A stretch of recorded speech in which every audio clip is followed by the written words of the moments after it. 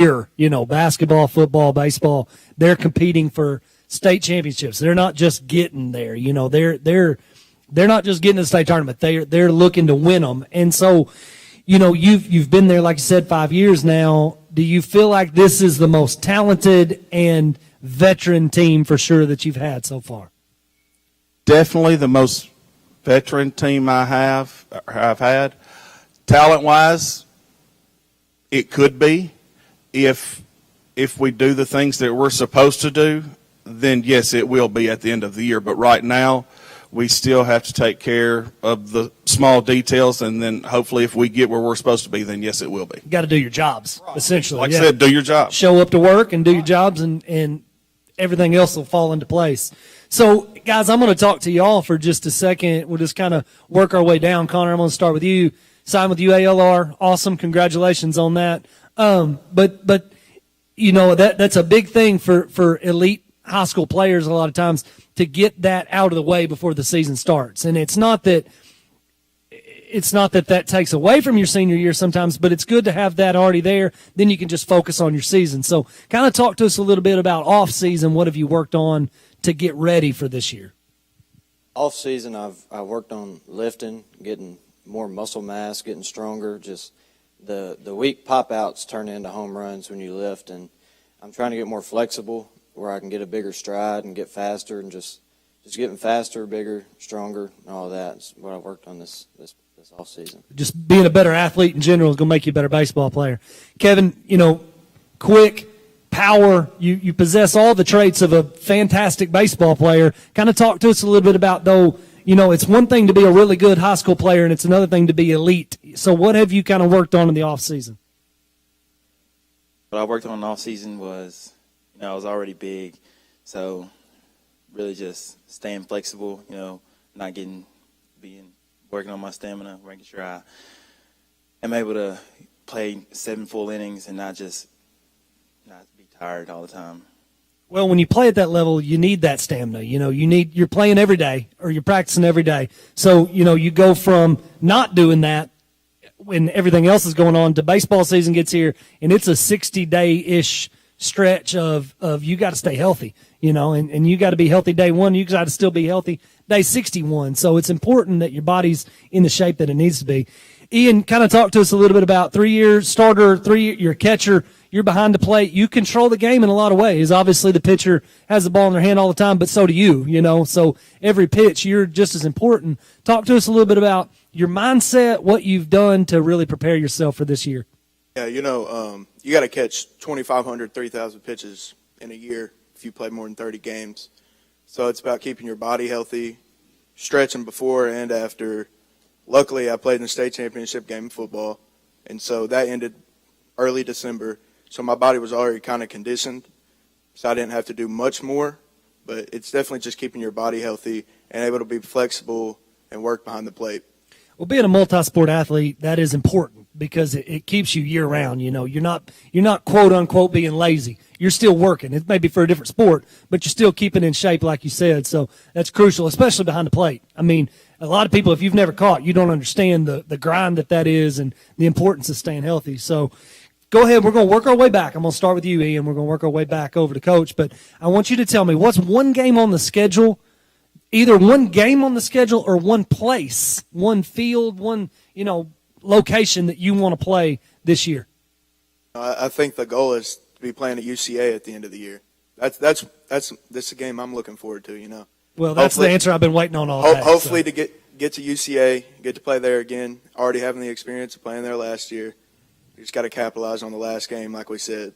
Yeah, and I mean, I've been waiting literally since 8 o'clock this morning for somebody to say that, so I'm glad you did. But realistically, and I know everybody says next game, especially your senior year, but yes, ultimately that is the goal. And if that's the goal, then you set smaller goals along the way. So, Kevin, go ahead and tell me what game, and it doesn't have, you can say the same thing, but you can give me a different answer. What's one that you're really looking forward to? I'm not going to sugarcoat anything. I want to see Gosnell. They beat us in 2 championships last year, run-ruled us, and we beat them in conference to be conference champions. But they beat us in the 2 big games that we wanted. We didn't care about conference. We wanted the regional and the district. Well, and I talked to Gosnell this morning a little bit. They were on stage earlier today, and they gave some very humble answers, and I appreciate that. And I appreciate your answer, too. But really, I was trying to drag it out of them that they're looking forward to the Rivercrest game. Because we know, I mean, we know as baseball fans, that's the game in Mississippi County this year is Rivercrest. Every time y'all suit up to play, and I promise you I'll be in attendance for one of those games this year. So I appreciate the honesty. But, Connor, I'm going to ask you, too. And if it's the same, go ahead, but what's one that you got circled so far? One I'm looking forward to, there's not a team on the other side of the schedule, but it's at UCA. I mean, whether it's Harding Academy or CAC, I want to play somebody in state tournament and state finals, and that's just however we got to get there. I promise you, this group will get there. Well, I'm just going to make a comment like I were your coach for just a second, and I'm going to say then you better make sure you do all the jobs every day. You better make sure you're doing yours and they're doing theirs. And if everybody does their part, there's no reason for you not to be back there. So, we appreciate y'all, Coach. I'm going to let you real quick just kind of wrap it up, and we'll send it out to commercial. But give us just kind of a closing statement. All right. First off, I'd like to thank y'all for doing this. I've done it for football, and now this is the second year for baseball. I just appreciate what y'all do. Closing it out, like I said, we're working right now on the small things, trying to get better at doing what we're supposed to do to get better at baseball every single day. If it's picking up signs off the other pitcher, stealing signs from catchers, just any small thing that we can do every single day to get better. And that's what we're working on right now. Well, I have no doubt you're going to be successful this year, all of you. Keep putting in that work. Look forward to coming and watching a game or two this year. Thank y'all for coming out today. And we're going to take a commercial break. When we come back, we will have the Jonesboro Hurricane on the stage. You're watching the Suncom Media NEA Sports Baseball Softball Media Day. Living the good life. I think we got it right. This is home. This is home. Our family has been in the car business for almost 70 years. In that time, a lot of things have changed. One thing that has stayed the same is our commitment to customer service. At Glenn Sains, our inventory is growing every day. Between all of our 4 stores, we'll have 400 units in stock at any given time. Whether you're looking to buy a GMC, Chevrolet, Buick, or Ford, we look forward to serving you and your family for years to come.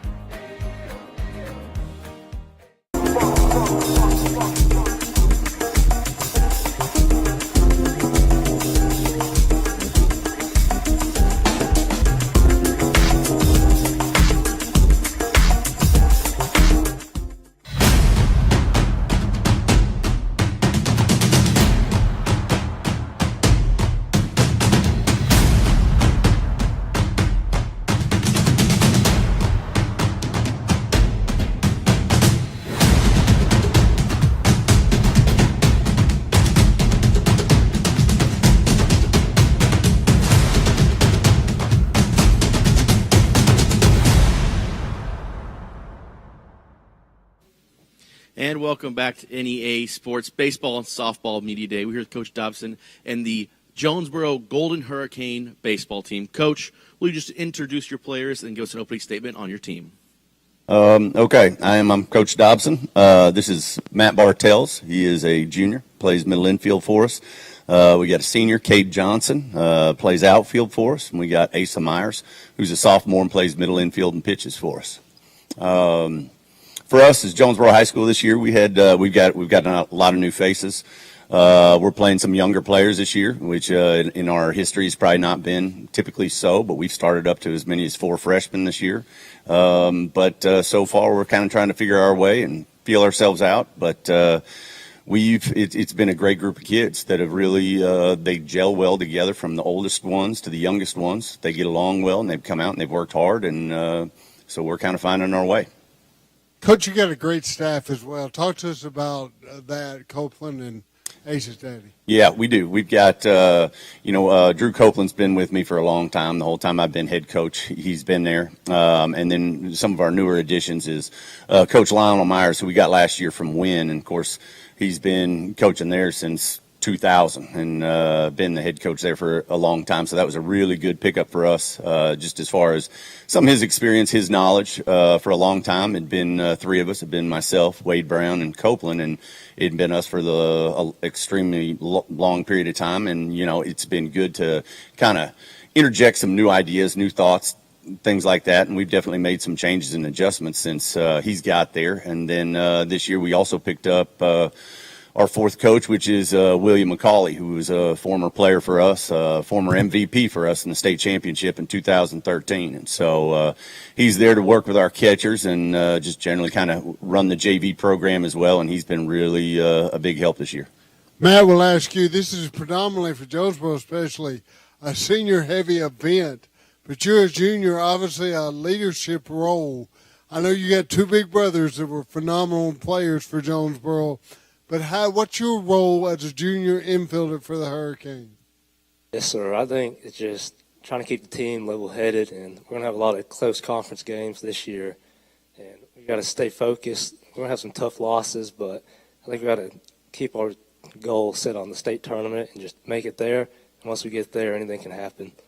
Cade, you are a senior. Talk to us about your leadership role on this team. I like try to talk to all the freshmen, get them included, have fun with them at practice, also keep them in check, make sure they do their jobs, and things like that.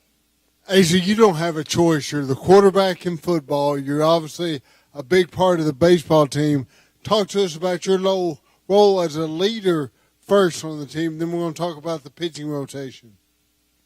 Yeah, just make sure everybody's doing their job and doing the little things right. Okay, Coach, back to you. Talk about, you haven't started conference yet, but when you do, who will be your 1-2 conference starters? I mean, I think Ace is right there at the top of our rotation and has been so far. We've got we've also got we got a transfer from Rector named Daniel Romero, and he's thrown well for us so far. Do we have our exact set? What we're going to do? We've got a young freshman also. Luke Weatherly, who's thrown really well for us. Had a big brother perform well. He did, yeah. He's at Euler now and is pitcher for them all. Yes, and so he's been great. And hey, younger brother has been impressive, is what he's been. He throws with pretty good velocity, and so he's definitely going to help us out. So what we do there, we've also got Nick Falls, Jordan Knoll. We've got some other guys that are working in doing some relieving, and so some of those roles could change. We're 4 games in right now at this point in time, so some of that could change. But so far, our pitching's done a really good job. Now, you talked about being pleased with the chemistry. You are very, very young this year. Talk to us about molding and shaping as a coaching staff the youth for the Hurricane. I think it's been great with that young group. I will say they've come in. They're a good group. They're a strong group, and they came in at a time that we really we need them.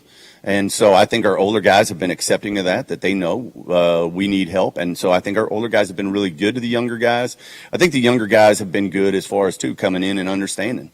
They are freshmen, and sometimes when the freshmen get in there as players, they don't feel like they're the leaders of the team. And the truth of the matter is they just walked in the door. They're not quite ready to be the leaders of the team, and so they're there to assist and help out and know their roles and everything else. But I just think both halves of that, the older guys and the younger guys, have really done a good job of that, and it's just been that part's been fun. It's made it fun.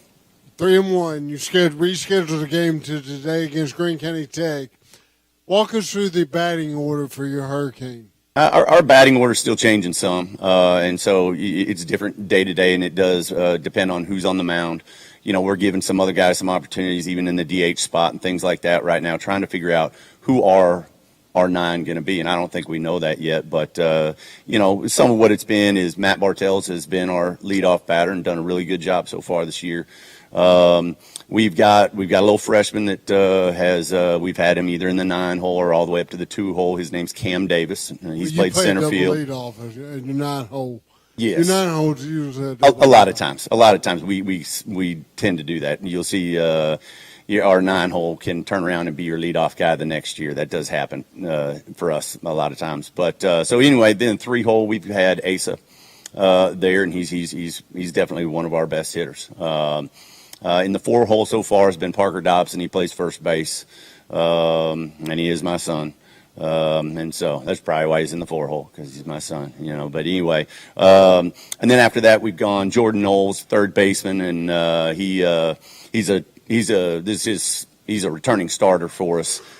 Nick Falls has probably been batting after that. He's been playing mainly outfield, even though he's capable of playing infield as well. After that, Cade's been in that spot in the batting order there. Jace, Cade's brother, who is DH for us some, he's been kind of in some of those spots in the batting order. We've got another freshman, Taylor Heineman, Luke Weatherly.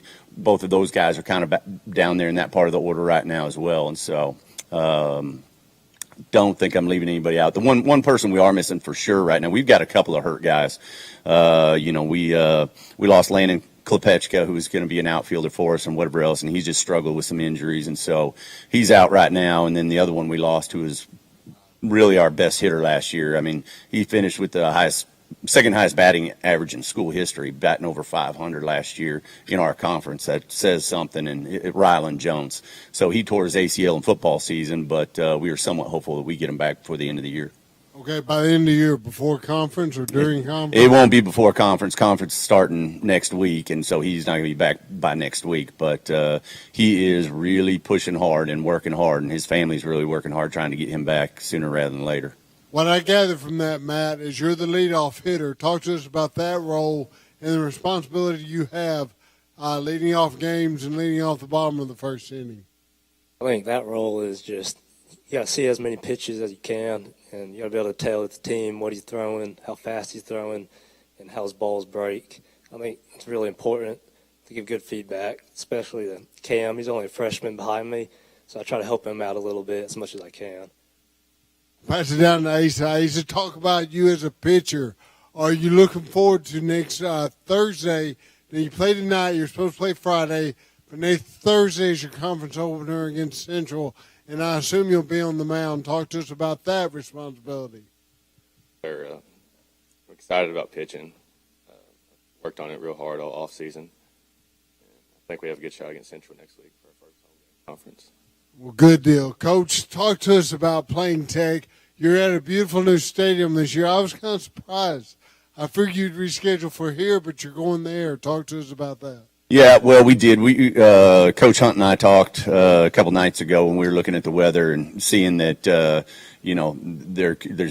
Thursday was going to be tough. Friday's going to be tough. So we did look at pushing it to Wednesday. When you sit there and you change games, and I remember what it used to be like when I first started, and Coach Ellis was the coach. The stuff and the logistical stuff you had to take care of to move a game from one place to another was a lot easier than it is now. The getting administration, security, anything you have changed from one site to another is tough. We have testing going on at the schools right now today as well. So looking at if we were going to have to make a decision on if the field was dry enough, whatever else, I wasn't going to be in a position where I was going to be able to get out there to check the field. So we just decided to make the move, going to Tech because they do have their turf facility, and obviously Bruce Hunt. I told him the other night on the phone what an honor, and he deserves that honor, having that field named after him, and what a beautiful place it is. So we're kind of excited to see it today. What you've done with the Woodland Field is phenomenal as well. Gentlemen, I promise you, your parents are big time, but you're looking at one of your biggest fans. I'll be there, OTR all the way. We're going to take it to break right now and then be right back on the Suncom Media NEA Sports baseball, softball media day. Deeply rooted in Arkansas soil, Farmers and Merchants Bank focuses on local, community-based banking, working as a team to help you reach your goals and make our communities stronger. That's what happens at Farmers and Merchants Bank, home of Me Banking, member FDIC.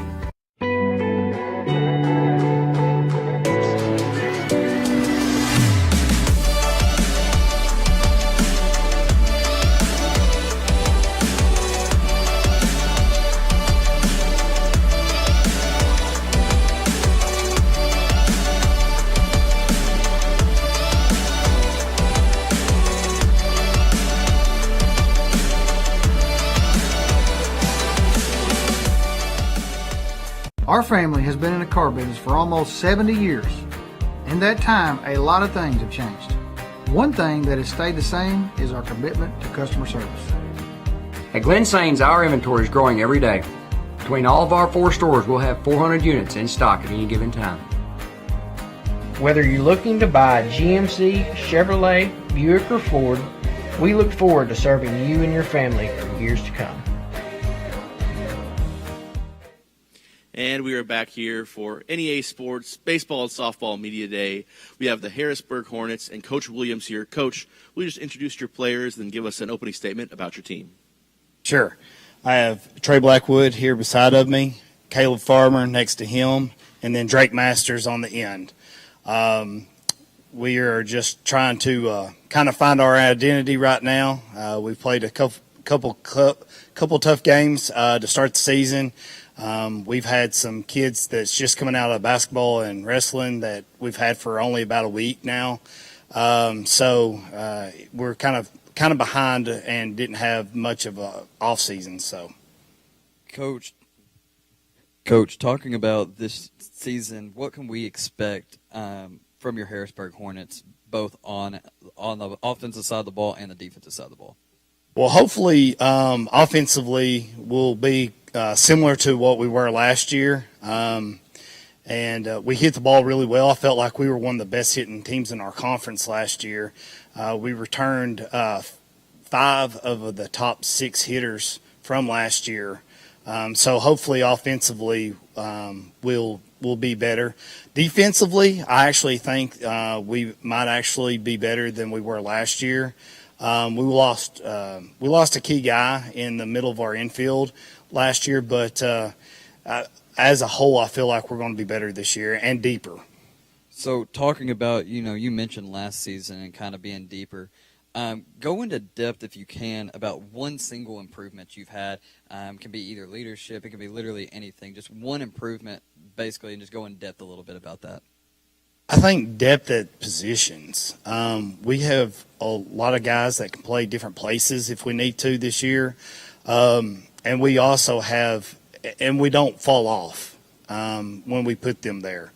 We maintain a good level of competition at each position.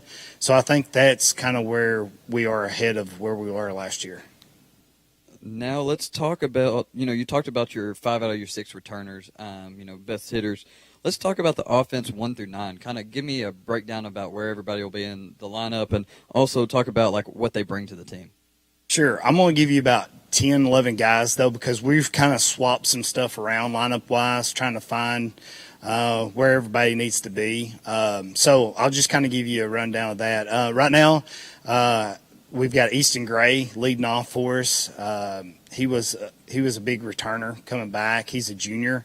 Axel Heeb, which is also a junior, he's hitting in the 2-hole. Drake Masters on the end, he's hitting in our 3-hole, playing center field for us. These 2 guys right here next to me are 4 and 5, and that can rotate from game to game. So Trey and Caleb there in those spots. 6 is a sophomore, Jackson Ross. 7 has been Max Tracy, outfielder. And then I got a couple freshmen, Peyton Self and Caden Williams. Will probably be kind of rotating in that 8-hole and 9-hole. And then Rylan Houghton, which is a senior outfielder. And then Connor Henderson, which is a senior outfielder. That's very impressive. You have that many guys that can hit the ball, and, that's going to make y'all very dangerous in your conference. So now we're going to move over to the players, and I'm going to have a question for y'all. Just pass the mic down, and we'll go through these questions. So the first question I have is, what's one thing you improved on this offseason the most, and go into also talk about how you improved off the field as well. So what I do what I was doing in the off season, I've been working on bullpens, trying to dial in, get ready for the season, because we play a pretty tough conference. I look forward to all the conference games, and I just want to be as best as I can for my whole team. And then what I've been improving off of the field, I've just been trying to keep all my guys, all my team, just trying to be a leader, step up for the team, make sure everybody's doing okay, see if they want to come toss or come throw, do whatever they want to do. My main thing was keeping my arm healthy. So I had a bad problem a couple years back. My arm hurting all the time. Been hitting a lot of bands, trying to stay in shape, trying to get my arm in shape, and then getting lots of cuts. We all need lots of cuts. It's going to help us out a lot this year, hopefully. Pretty much the same thing as Caleb. I've had bad arm pains in the past, and I'm just working to improve on that and be to my full potential, and also seeing more ABs, like seeing more live arm and stuff, and getting more vision and stuff like that, working on that kind of stuff. So now let's talk about, this is a fun question we typically ask, and if there's one game, this is for the players, if there's one game circled on your schedule this year, you're ready to play, you're ready to play for a certain reason, tell us those teams, each one of you do one, but also give us an explanation why. I really don't have a team. I just like to look at every single game the same, and just kind of play. Don't look at them if they're bad, whatever. If they're good, just play the best you can. I don't really look at teams. I look at all teams the same. So, my biggest one would be Gosnell. Obviously, they're a really tough team to beat. They're very talented, very good, and disciplined.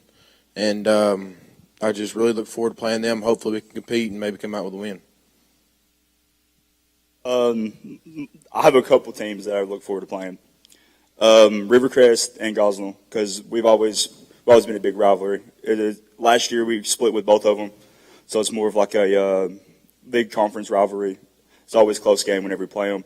And then the end goal is to make it to that UCA game, big state game, want to go to the state game.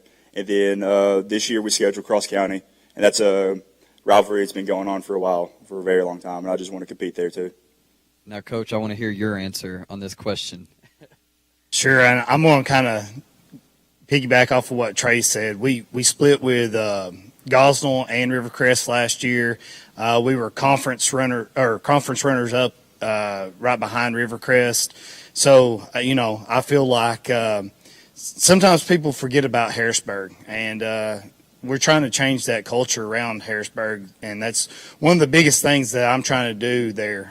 It's my second year there, and so I want a competitive team each and every year. So those two games obviously will be the ones that we're looking at. But obviously, I don't want to look past anybody in conference because we play in a tough conference. So, I look at each conference game one game at a time, and we're going to try to put our best out there each conference game. That's very true. Every night, anyone can get beat and everybody can win. So let's talk now about, Coach, I want you to go over your pitching rotation, kind of give us a summary over that and, some names we need to know. Sure. Caleb Farmer there in the middle. He's going to be he'll be leading the pitching staff. He's a returner and threw a lot of conference games for us last year. Actually led the team in strikeouts last year.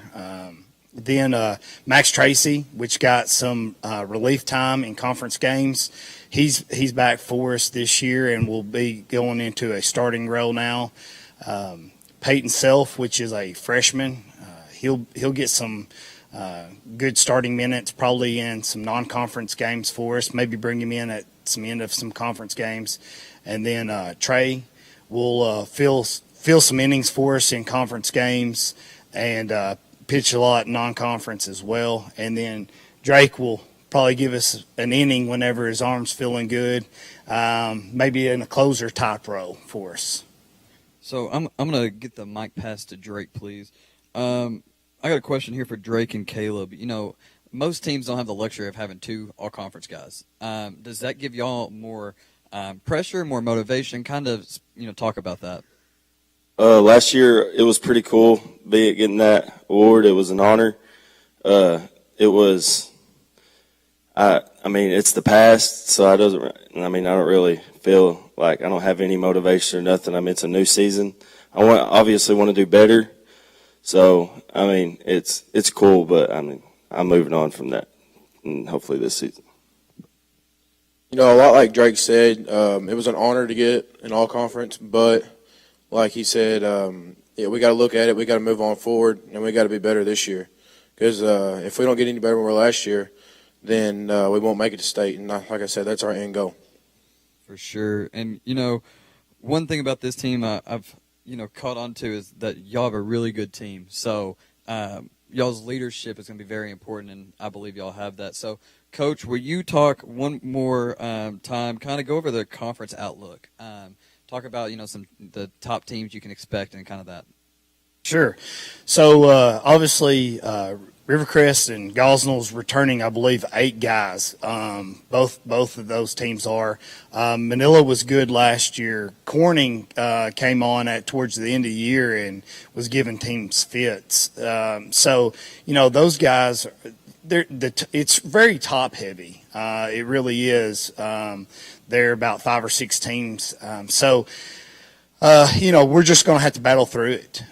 We've got some young guys that's stepping up for us and that's going to have to step up for us. And that's what we talked about as far as leadership last week. And so I think it's kind of hit home with them.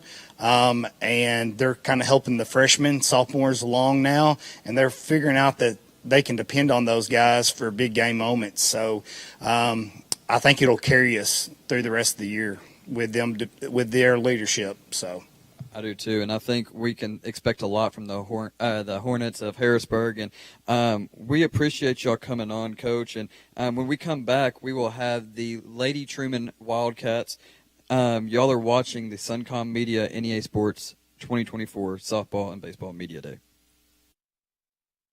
Attention members and guests. Taste the flavor of Mexico at Casamaya Mexican Restaurant in Jonesboro. At Casamaya, all recipes are prepared fresh daily. Tacos, burritos, nachos, sizzling, fajitas, salads, and more with unlimited chips and salsa. Dine in or use our convenient drive-through window. Olé! So don't wait till mañana to try Casamaya Mexican Restaurant on Caraway Road in Jonesboro. Taste the flavor of Mexico today at Casamaya.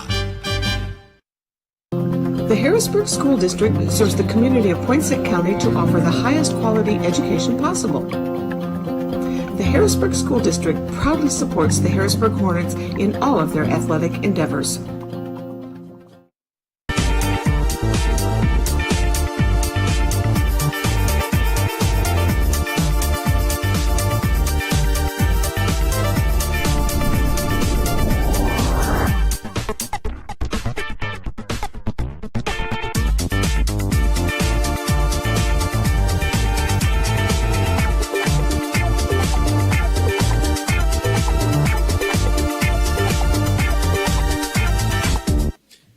Welcome back to the NEA Sports Baseball Softball Media Day. We have the Truman Lady Wildcats and Coach Toddy. Coach, will you introduce the players you have with us today and then give us a little summary on your team?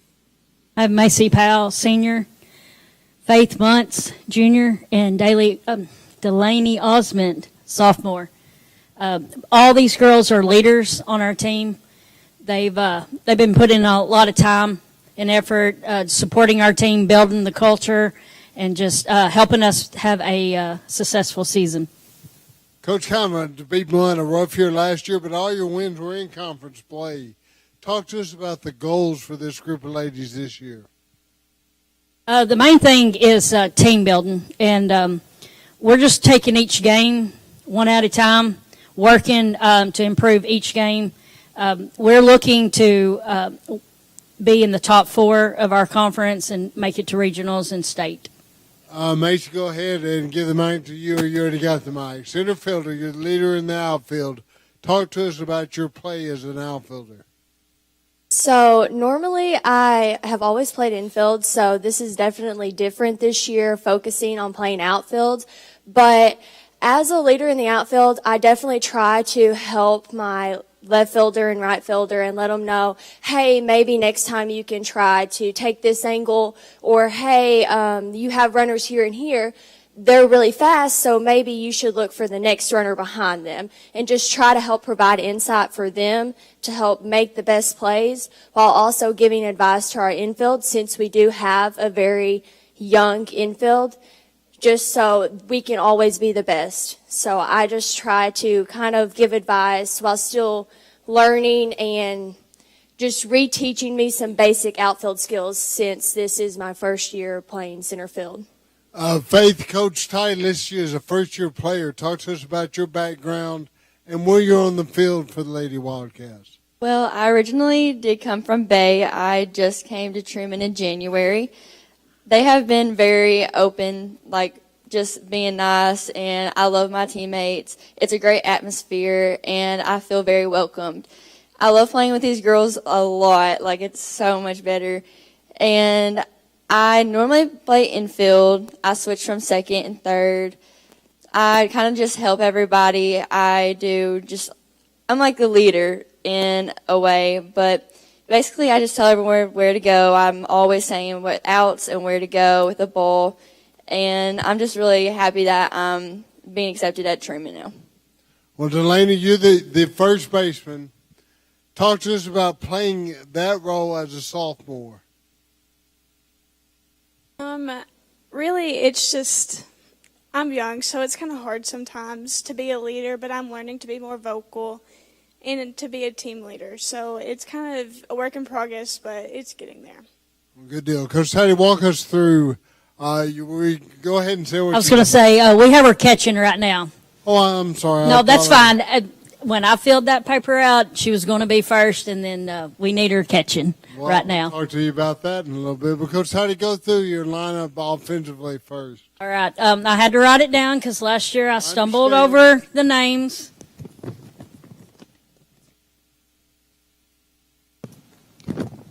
All right. We got Faith leading off, playing third, and Kendall Ferguson, Sadie Carter, and then Macy Powell, Delaney Osment, Topanga Elliott, Allie Bell, Chloe Williams, and then Sequoia Bell.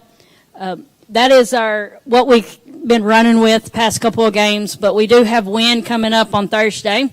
We're looking forward to that conference game being the first one. And we're mixing things up, trying people at different positions and different order of the lineup, but they're receiving it well and doing whatever is asked of them. Now, Faith, you're the leadoff batter. Is there any added pressure on you? Besides being the new guy on the block, you're also the leadoff batter. Talk to us about your role there. Well, I've been playing softball for a very, very long time. There is some pressure because I am the new player on the team, but at the end of the day, you still have to do your job no matter where you're playing or what you're doing. All right, Delaney, I'll go back to you. And we'll talk about your role as a catcher. Who is the pitcher or pitchers that you have, and talk to us about working with them as the catcher. So my pitchers are Allie Bell, she's a senior, and then Faith is my other pitcher. My role is to basically just hype them up, I guess, just to make sure that they're doing what they're doing, and also make sure I'm doing what I'm supposed to do, because I'm young and I'm still learning as well, because this is only my second year catching, so I'm learning every game and just trying to do better. Now, Alyssa or Allie, is she your number one pitcher? Is she the one in the circle the most? Yes, Allie's in the mound almost every game. Does she call, or do you call pitches, or Coach Toddy, or what's y'all's system there? Our assistant coach, Coach Taylor, calls our pitches, and it's every pitch. So every pitch, good deal. Coach, go ahead and walk us through your defensive alignment. So we have Faith on third. Then we have Sadie Carter at shortstop. Second, Chloe Williams. First, we have quite a few people coming in. Elizabeth Holiday, Sequoia Bell.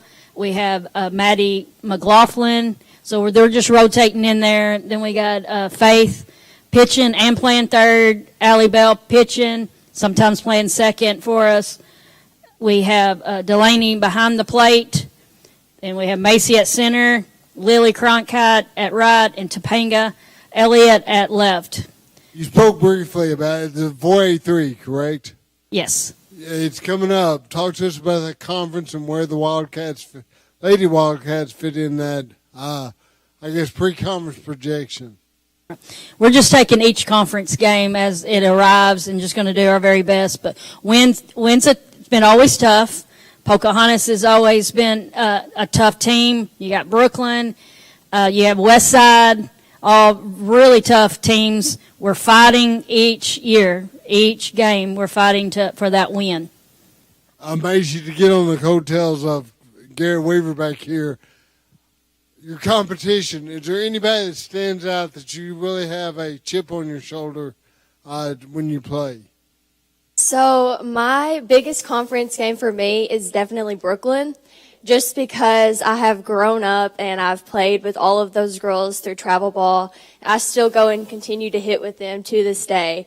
So I definitely feel like that's my biggest competition, just because playing with them into that higher atmosphere, I want to make sure that I'm still being very competitive and put up a very good game.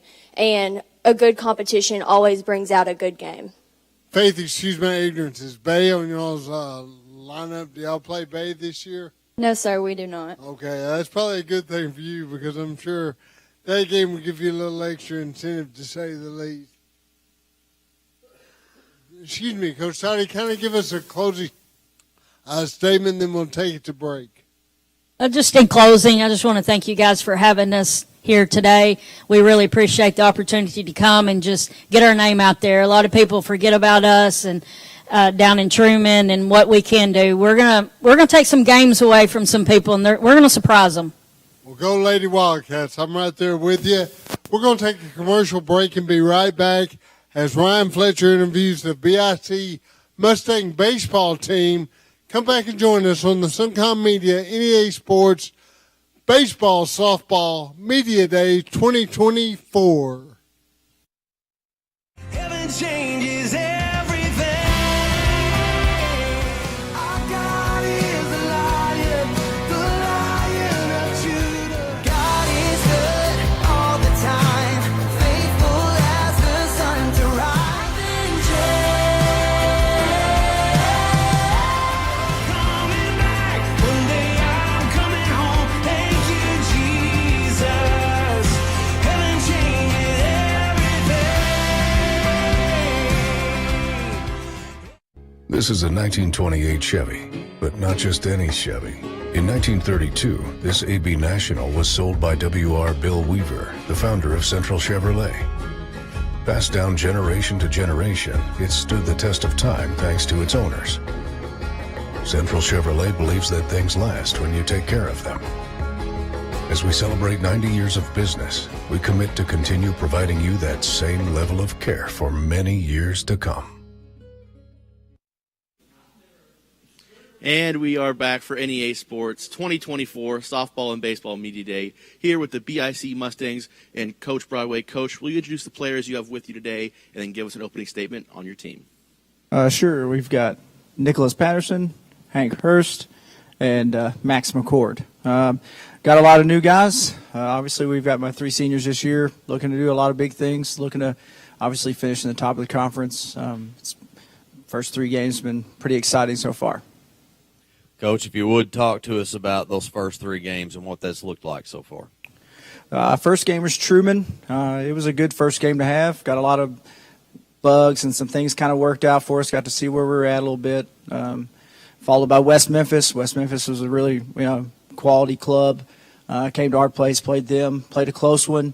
Got another win there. Got to see some other arms that we didn't see at Truman. Played Rector. That one was a little tough. A couple hiccups here and there. Learned a lot about our pitching staff, defense, offense as well. That didn't go the way we'd like, obviously, but it is what it is. And then we played last night against Armorel. So another good 1A ball club. Guys played really hard, bounced back after a tough loss on Monday. But it was good games. That's a heck of an opponent to play this early in the season in a conference game too. Yeah, Rector's always really good. They got really good players. They're coached well. They do all the little things right. I think they defensively, pitching, offensively, they're very strong. They're a really good ball club. So it's unfortunate to play them that early, but that's just the way the schedule is. Looking into that conference, obviously you guys, finished, I believe, 10-2 in the conference last year. It was second in the conference, right? And obviously you mentioned wanting to finish at the top again. You got to think Riverside, with what they return, probably are the favorites. But with you guys and Rector, and from what I can tell, Cross County looks to be incredibly improved of this season. So talk about that conference slate. Our conference overall, I think, is one of the better ones in 2A, and we've shown that just by playoff appearances and stuff like that. So Obviously, Riverside's going to be good. Again, well coached. Coach Hogger does a really nice job over there. They pitch it well, hit it well. Obviously, Rector, like I said earlier, I haven't got to see Cross County, but I have heard they've done some good things. They were making some headway last year. So our conference up and down, I think, is pretty tough. Everybody in our conference can beat somebody on a given day. So it's pretty exciting. It's a lot of fun to play these guys in our conference for sure. Talking about player personnel, you got your three guys up there on the stage with you. Obviously, they're going to play, significant roles on this team. I've had the pleasure of watching them play over the last few years. But just in branching off on that, give me some idea of what player personnel looks like for you guys this year. So obviously, like we got these three. I've got another our backstop, Seth Ibanez, sophomore catcher, did a really nice job last year, kind of learning a new position, accepted it and put in a lot of work. And I thought he got better over the year. And this year he's starting off really well. Man, he's a great catcher back there. Does a great job. So excited to watch him. We got Jackson Cobb. He hit DH for us last year. He's going to DH probably some. Play the outfield. He's done a really nice job so far this year. Gunnar James, left-handed kid, bats right, play the outfield, probably pitch for some. I think he's going to help us out a lot. Kel Gathright, another sophomore, is going to help us on the mound. He's going to play probably a little corner infield. He has so far the last 4 games and has done a really nice job. We've asked a couple of these guys, like Braxton Matheny, Houston McClellan, Daytona Legout. We've asked a number of guys to play multiple positions this year so far. They've stepped up, I feel, and have done a really nice job just trying to figure out the positions that we've asked them to play. We've also got some guys like Jackson Decker, Lane Helton, Wyatt Stroud, some of those guys that I think are going to help us in some pitch hitting roles, obviously courtesy running, pitch running. We've got some guys, I think, that are going to do a really good job in helping us win some ball games. Nick, I'm going to come to you first. Senior season for you. You had a tremendous career, just an incredibly special player that BIC has. Talk about your career so far and, expectations going into this last year. Thank you. It's been a really good career, and I think we're going to do really well, especially towards the end of the season. We're going to have a little learning stage, I feel like, because we're so young, but we're going to compete every game and just keep on competing until the end of the season, and I feel like we're going to make a lot of noise. What are you throwing at right now? Don't know. Not sure. Okay. Ed, I know you throw hard, no question about that. You still got your curveball. What else are you working with this year? Yeah, slider and changeup, and every now and then a two-seam. Okay. In the lineup, where are you hitting at? Right now it's leadoff, but Coach Foley likes to change things up, so you'll never know at the end of the season. There are a lot of things I know that you're going to have to do to help this team be successful because you're, like I said, a very special player. But let's talk about plate approach and that sort of thing. What's that look like for you this year? Get on base, get the bat to the next guy, and just keep on letting them compete for us. I believe in everybody in the lineup that they can move a runner over, they can get on base. So you just got to believe in one another and just get on base for the next guy. Hank, if you would talk to us just a minute here. You transitioned from kind of 2 years ago, probably the toughest out I can think of in the bottom of the order, and then, moved up last year at the top. What part of your game has improved most? Well, I feel like being in the 9-hole, it's definitely a lot different than being at the top of the lineup. You're not getting as many off-speed pitches, breaking balls, that sort of thing. But I feel like really I've improved most at the plate, especially from last year to already I can tell it this year. Being at the plate, I feel a lot more comfortable being in the higher spot in the lineup, and I feel like I'm doing a better job of tracking the ball, kind of seeing the pitch, and being able to drive it to different parts of the field. Okay. And Max, I'm going to come to you. Talk to us a little bit about your role on this team this year and what expectations you've got set for yourself. I just try to be an energy guy, do my job, and kind of what I prided myself in basketball, just being the guy to do his job and know his role. Coach, you talk about learning a little bit more about your pitching staff. Obviously, Nick's your ace. What's it look like beyond that? We've got Kel Gathright, Gunnar James, obviously, and Seth Ibanez. He's going to do majority of the catching for us, but he threw really well, I thought, against West Memphis. So he's going to have a chance to go in there and help us out as well. And then we get a little younger, got a couple of freshmen and another sophomore with Braxton Matheny, who threw really well against Armorel last night.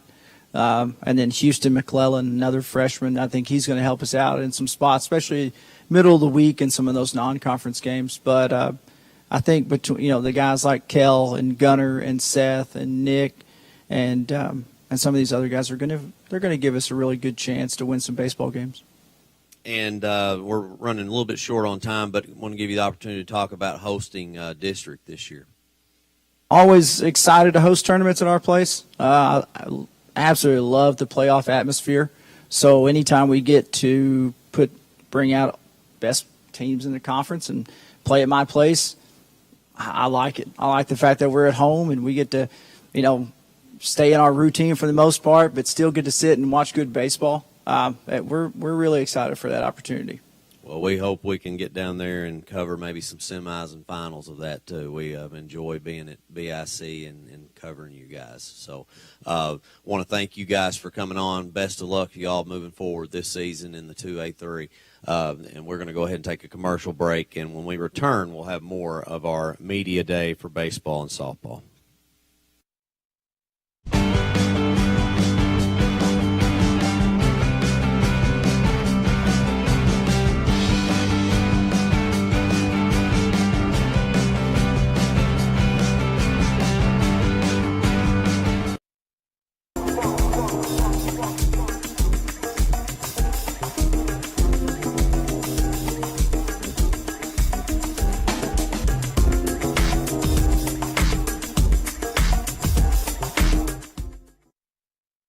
Our family has been in the car business for almost 70 years.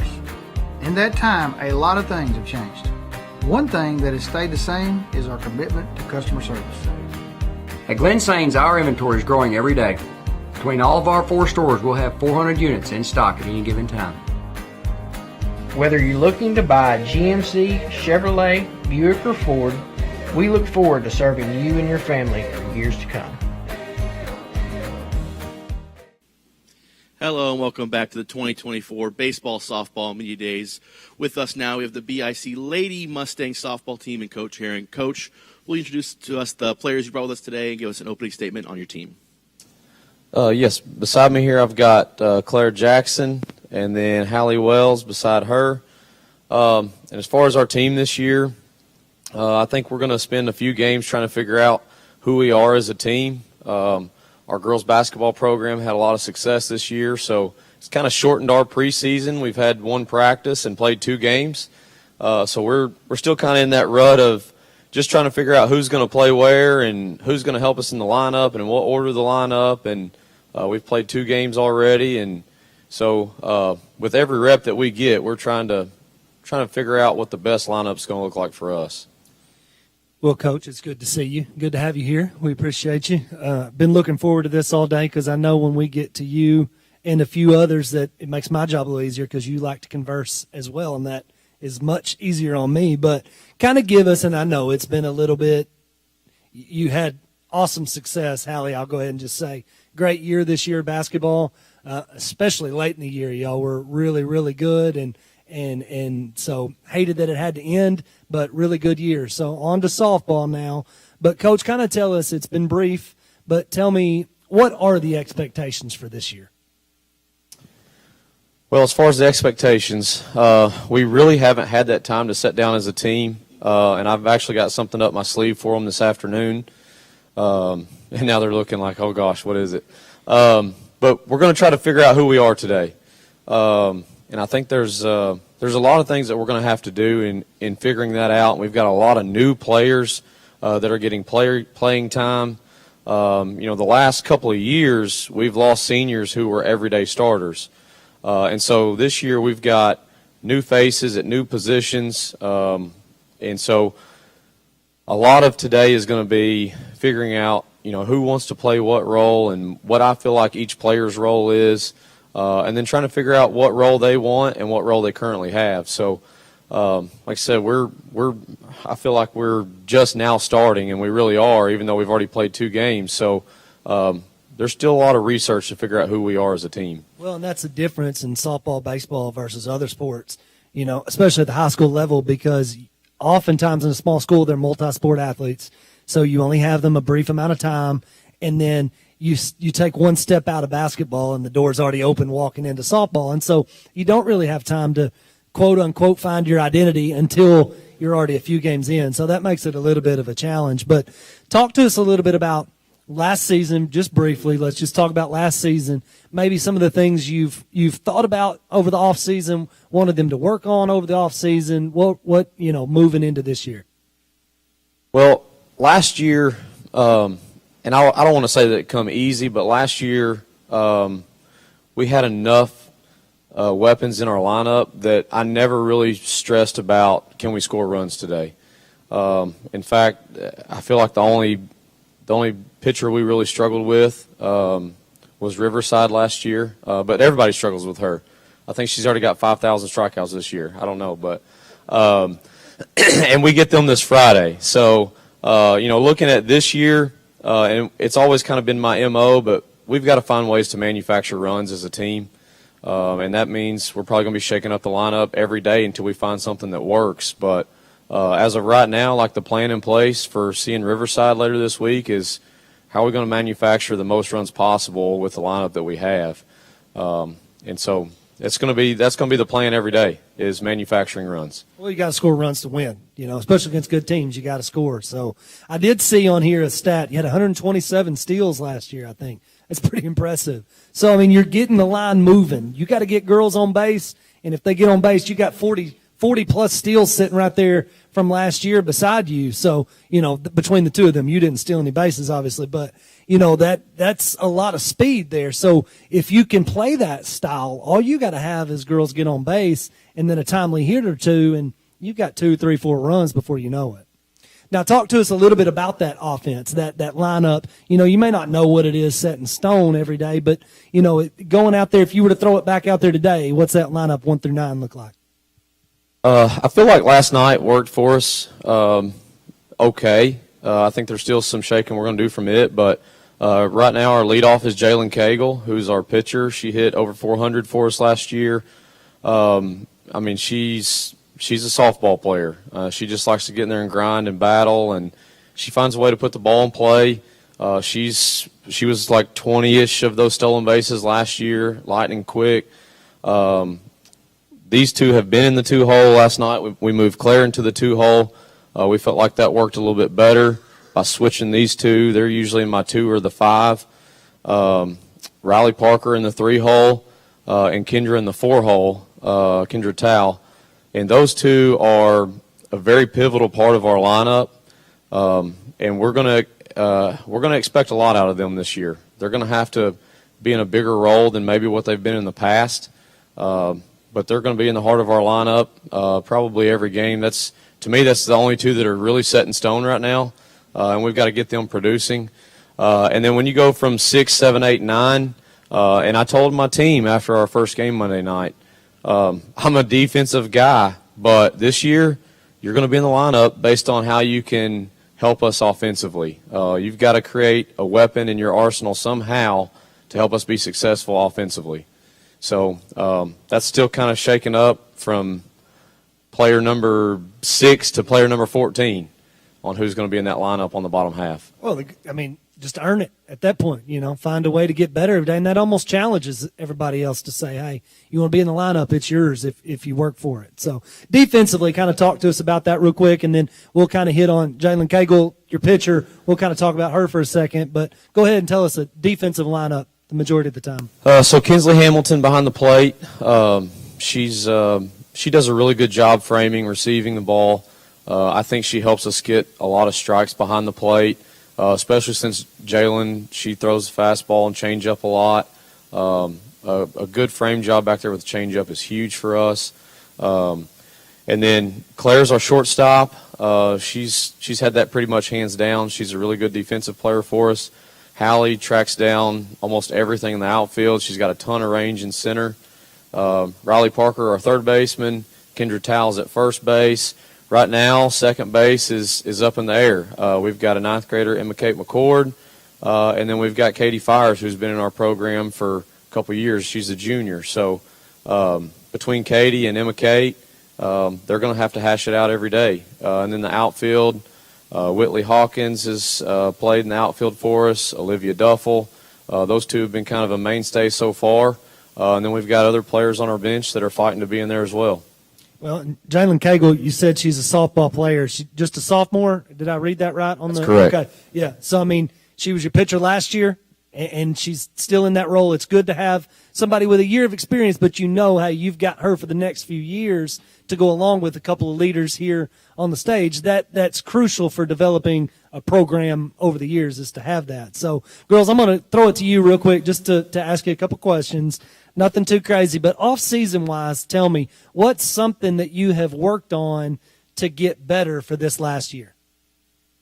One thing that we've mostly been focusing on is basically just strength conditioning, and most of the time forearm conditioning, trying to get those at-bats that produce runs to win ball games.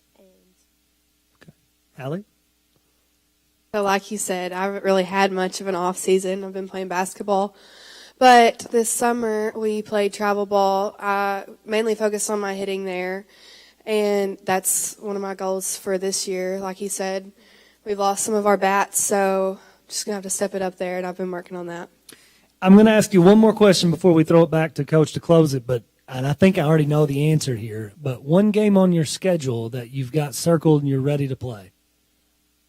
Well, Riverside's our next game, so I'm trying to take it one game at a time. So I'm looking forward to that. Okay. Mine's definitely Riverside this Friday and the next time that we play them. Super excited about them. I mean, they won state last year, and we held them to one-run ball games 2 times. I knew they were both two good games for sure when you played them. So, that leaves the taste in your mouth to say, hey, that we can get them, And so that'll be a good softball game for sure. And early in the year, it'll be a good test to see, where you are right now and what the rest of the season is going to look like. So, Coach, I'm going to throw it back to you real quick. Just kind of give us, we'll kind of sum it up here, but from a conference outlook, I know Riverside is the favorite. Outside of Riverside, where do you expect to kind of finish up this year in the conference? And then just kind of close it out for us. I think most of our teams are going to look a lot different, kind of like what we do this year. EPC losing McCorkle, that's a tough blow for any team. They seem to be doing fine this year. So I assume it's going to be a lot like what it's been in the past. Riverside, EPC, us, Marmaduke, even Cross County's got some girls that are swinging it really well. Rector beat us Friday night, had a big 7th inning on us.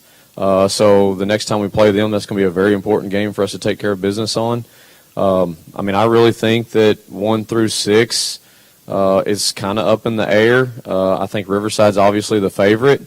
But, our team they're not scared of Riverside. We think she's beatable. She's got great stuff, great movement, and you've got to respect her and what she does in the circle. I'm anxious to see how the season plays out. I think it's going to be a lot of fun for us, and I think it's going to be a very self-identifying season for a lot of our players. Well, Coach, I expect you'd be playing your best softball late in the year. You do a great job. We appreciate having y'all. Girls, good luck to y'all this year. Battle hard, play hard. If it's anything like basketball, then the district, regional, state tournament will be exciting for sure. So we'll be keeping up with it. Maybe we'll get to cover a game of y'all's later in the year, I hope. So thank y'all for coming out. We're going to go ahead and send it to commercial. When we come back, we'll have the Manila Lady Lions on the stage. You're watching Suncom Media, NEA Sports, Baseball.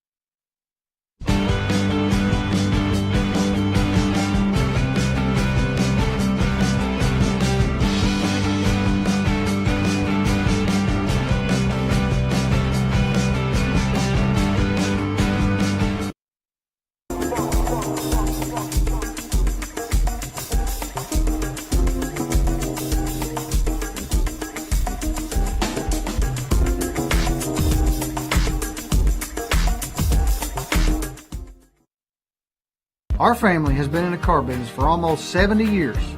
In that time, a lot of things have changed. One thing that has stayed the same is our commitment to customer service. At Glen Sains, our inventory is growing every day.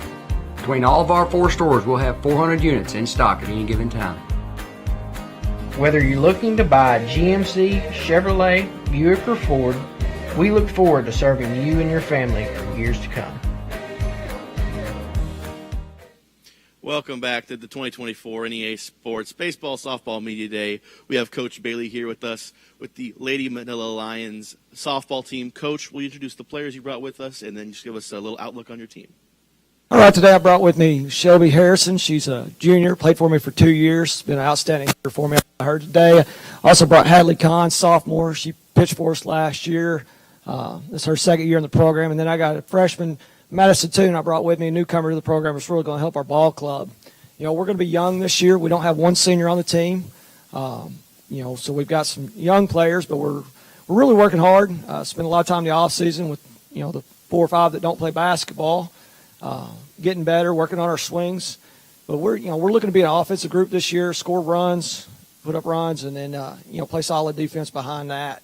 Got a good young group, though. I'm really excited about them. You know, we'll start 3 freshmen. We'll start, 4 sophomores and a junior. Small roster, but we're going to get after it every day. Well, and that's all you ask for as a coach is just show up and battle, you know. That's right. And so first, before we even get into it, it's good to see you. Good to have y'all here today. Always a pleasure to visit with you.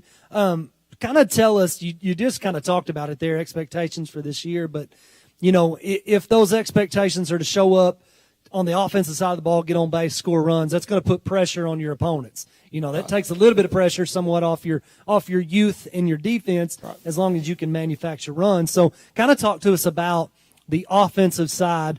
What's the lineup looking like 1 through 9, day in, day out? Well, last night was our first game. We got the opportunity to open up. I'm going to have, Madison Toon in the leadoff spot. She puts the ball in play, good contact hitter, has some power, can run. She had a big double last night.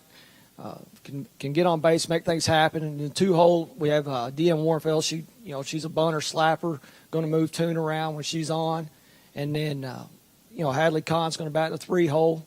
She's going to be a big bat for us in the lineup, big RBI girl. And then behind her, I got Sierra Watts, who's a freshman, incoming freshman. She's a big bat. She went 3 for 3 last night in our opening game.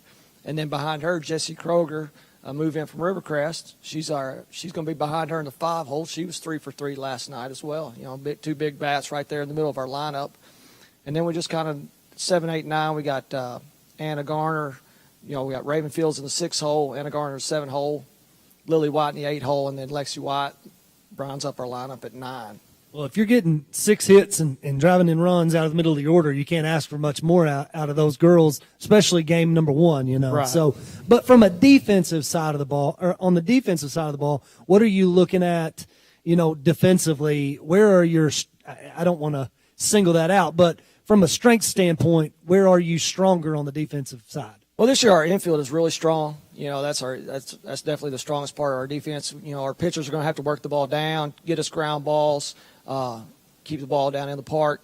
Outfield, it's a lot of ground to cover out there. So we're definitely, with our arms and our speed, outfield is definitely probably a weaker spot of our defense. But our infield, we field the ball well. We make good throws. We're going to be very successful.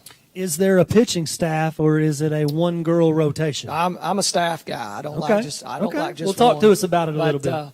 No, we got 3 girls that throw it.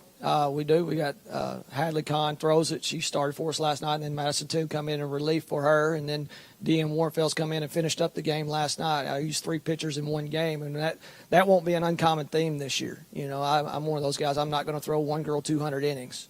I believe that you got to have some diversity. You got to be able to show different things, and each girl brings something different to the plate. They bring a different release, a different pitch. It's just a different opportunity for hitters to have to focus on something different.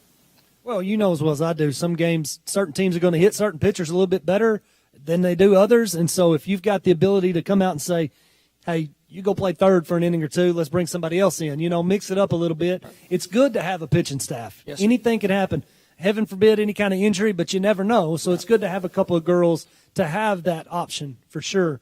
Girls, I'm going to kind of take the heat off Coach Bailey for just a second. I'm going to kind of talk to y'all for a minute. Shelby, we'll start with you. Just kind of tell me, what's something that you've done this off season just individually to get better and be ready for this year?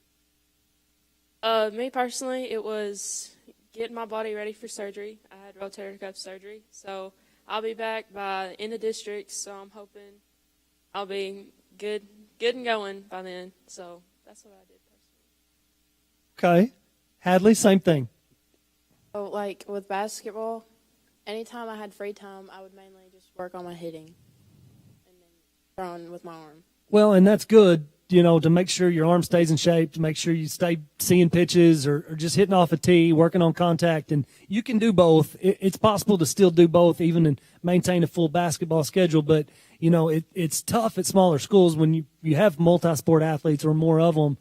You're taking one step out of basketball into softball or baseball, and if you're not ready, it's hard to ask you to play at a high level at that point. So, all right, Madison, tell me, what is something that, just a freshman this year, right? So what is something that you've done? You've not had that high school softball experience. You've played plenty of softball, I'm sure, but tell me what's something you've done to really be ready for this moment to step in day one. Definitely, I needed to work mentally. But I did hit, with hitting. I was definitely trying to focus on that the most.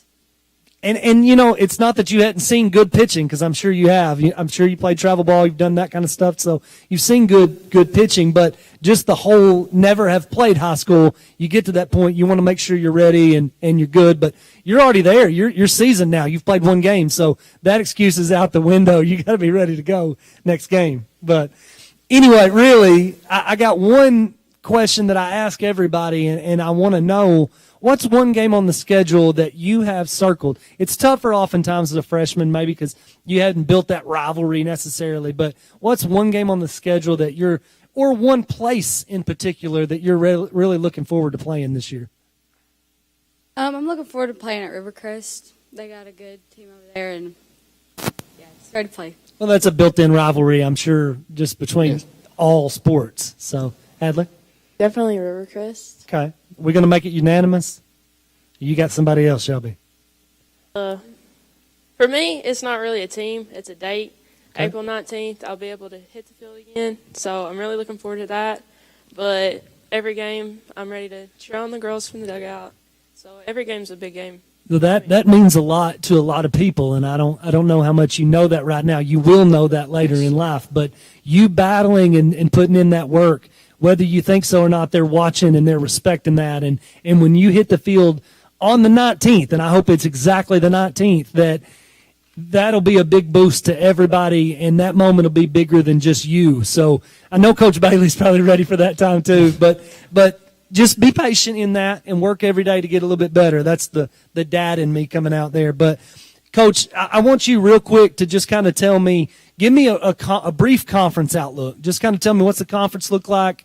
Just, who you chasing, where do you expect to finish, that kind of thing. Well, I expect us to be in the mix for the top of the conference. We got great foundation. If we can get Shelby back, if everything goes well with her for district, the conference is looking like Rivercrest and Gosnell. Of course, Rivercrest won it last year. Gosnell's right there. Then you got Corning still got their pitcher. She's a senior this year. They're going to be solid. Harrisburg has a good pitcher catcher combo back there that they work well together. So they're going to be a challenge in and day out. And then you got Piggott in the mix. I mean, 1 through 3 is pretty good battle, and then 4, 5, and 6 at any time can have a chance. That's all you ask for. Right. Show up every day, get a little bit better every day, see what happens when the district tournament gets here. So, That's right. Coach, we appreciate you very much. As always, girls, we appreciate you very much. You're right in my backyard. I need to step over and catch a game this year. Coach, as promised, send me that schedule. That way I've got it, and that way I can catch a game. It won't take me 5 minutes to get there. So yes, sir. Look forward to it. Good luck to y'all. We're going to go ahead and send it to commercial break. When we come back, we will have the next team on the stage. You're watching Suncom Media, NEA Sports Network.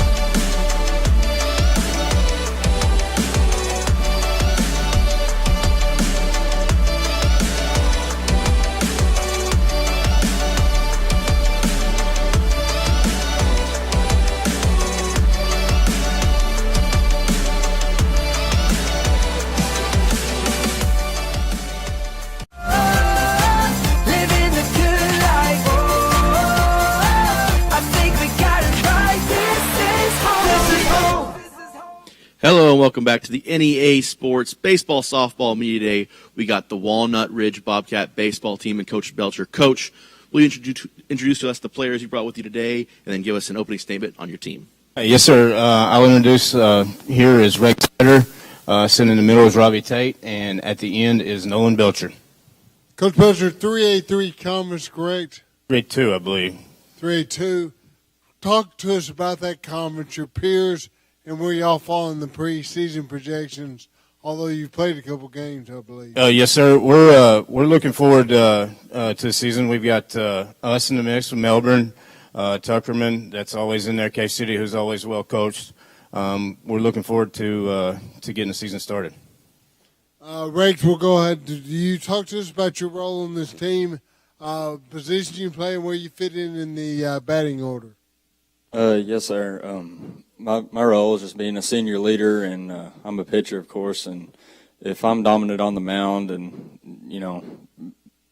keep my role as a senior leader, then the team will follow. And that's pretty much about it. I'm batting leadoff right now, but that could change, And you're committed to UCA, correct? Yes, sir. Talk to us about that process, and do you look forward to going to Conway next year?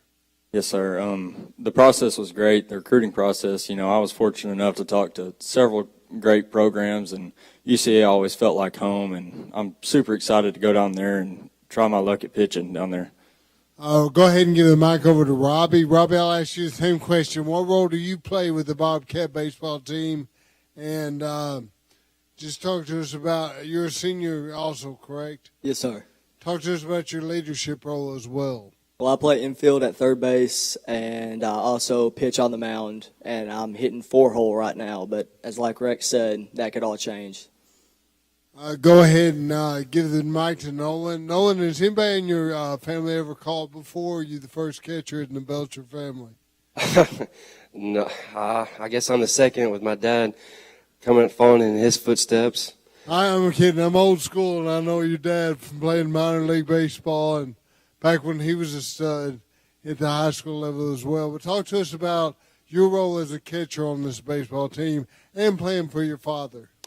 Just being the senior catcher behind the plate with the pitchers and leading the whole infield and outfield, and then trying to lead the team to a conference championship and a regional championship and hopefully a state championship. But just being the leader that I can be and the best I can be with my teammates. Now, putting the cart before the horse, you've committed to ASU as well. Talk to us about that process as far as being recruited. Yes, sir. I've talked with, like Rex said, a lot of great programs.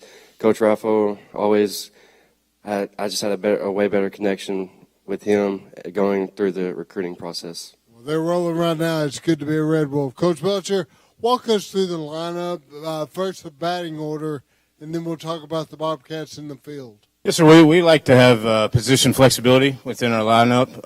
Like I said, Rex said that he's leading off, but he's also capable of hitting in the middle of the order for us. So we try to move the lineup around, especially early in the season, to try to find the best fit on how it complements each other. Throughout the lineup, we try to build it around speed and guys hitting in with runners in scoring position, and that's what we're looking to do. And so you don't even have a set order.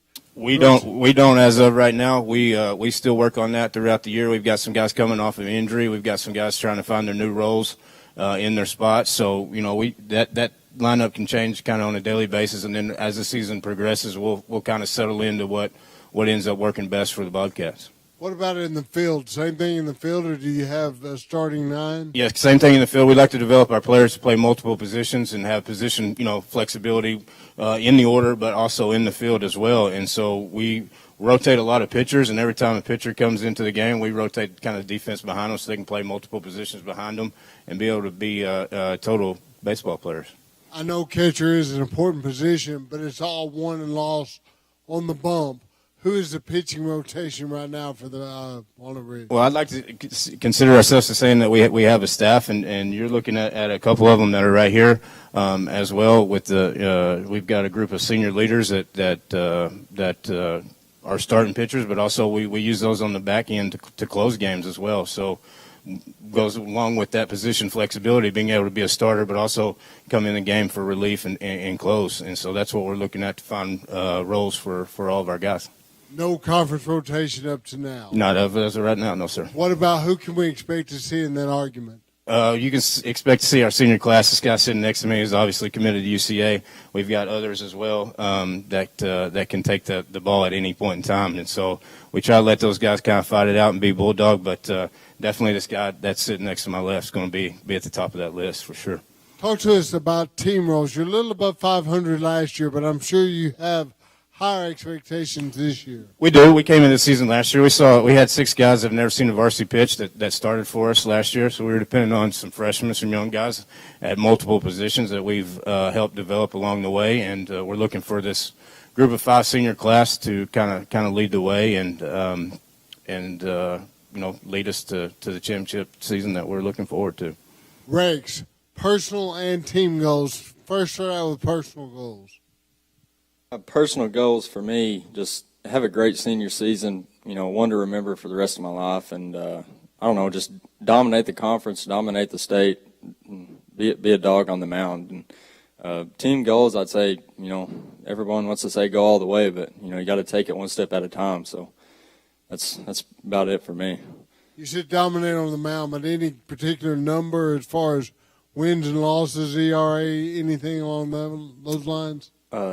Wins and losses, of course, but, try to be 100%. But, we run into some pretty tough teams, and, you can't win them all. But, that's the goal for sure. And ERA, just stay as low as possible, but focus on winning the game. Robbie, go ahead and pass the mic down. Talk to us about your senior year and what you expect, like I asked him, out of yourself and the team. Well, I expect us to go out there and do good, and I expect myself to go out there and do good, and I hope to have a really successful senior year. Like what Rex said, one to remember. Hope it just goes well for us. Go ahead and pass the mic down to Nolan. Nolan, you didn't elaborate too much. What's it like playing for your dad as a father and as a coach that's got a little bit of baseball savvy? It's tough at some times, and it's also good at some times, that quote-unquote tough love, but it gets tough, but it's good at the same time. Does he bring you home from the baseball field? No. I drive home. I have my own vehicle. That's probably a good thing at times. Coach Welcher, what does the season look like so far in the upcoming schedule? What does it look like? I like where we're at so far. We've got a full week ahead of us. We just started conference play yesterday. And so with our first conference game, and so we're looking forward to get through our conference stretch. We've got some strong non-conference competition coming up. We've got our spring break trip that we're going to take, that we take annually, and so we're looking forward to kind of hitting our stride here early in the season. Spring break in a couple of weeks. What does that trip? What's all involved? We go to Gulf Shores for our trip that we usually take, our annual trip. Not there. a bad gig on the beach. That is correct, and so we have a tournament down there. We get to play multiple teams from different states, different levels of competition that we get to see over spring break with good weather, and so we kind of use that as kind of our middle all-star break to kind of hit the ground running, so to speak. Now, you have played professional baseball. With it in mind that y'all will be on the beach in a couple of weeks, how do you balance the high school life and the baseball life of not only these three, but you have, a roster of 20 kids? Yes, sir. We try to teach the whole player, like I said, with their position flexibility, not just on the field but off the field as well. Give those guys experiences that they can have for the rest of their life, as Rex was talking about here, that they may not get to experience all the way around. So we try to develop the whole student athlete here at Walnut Ridge. Well, go Bobcats. I'm all about that. We'll talk to the Lady Bobcats right after the break. I appreciate y'all.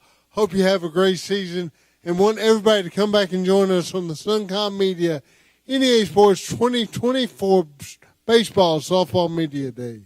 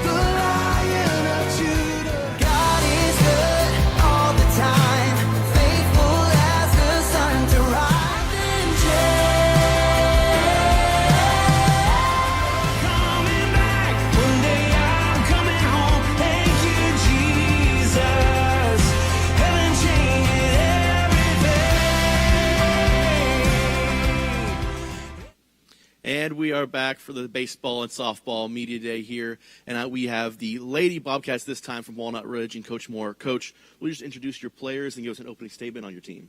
Yeah, right beside me I have Maddie Burris, and they're all 3 seniors. And then I have Taylor Forrester and then Avery Anderson.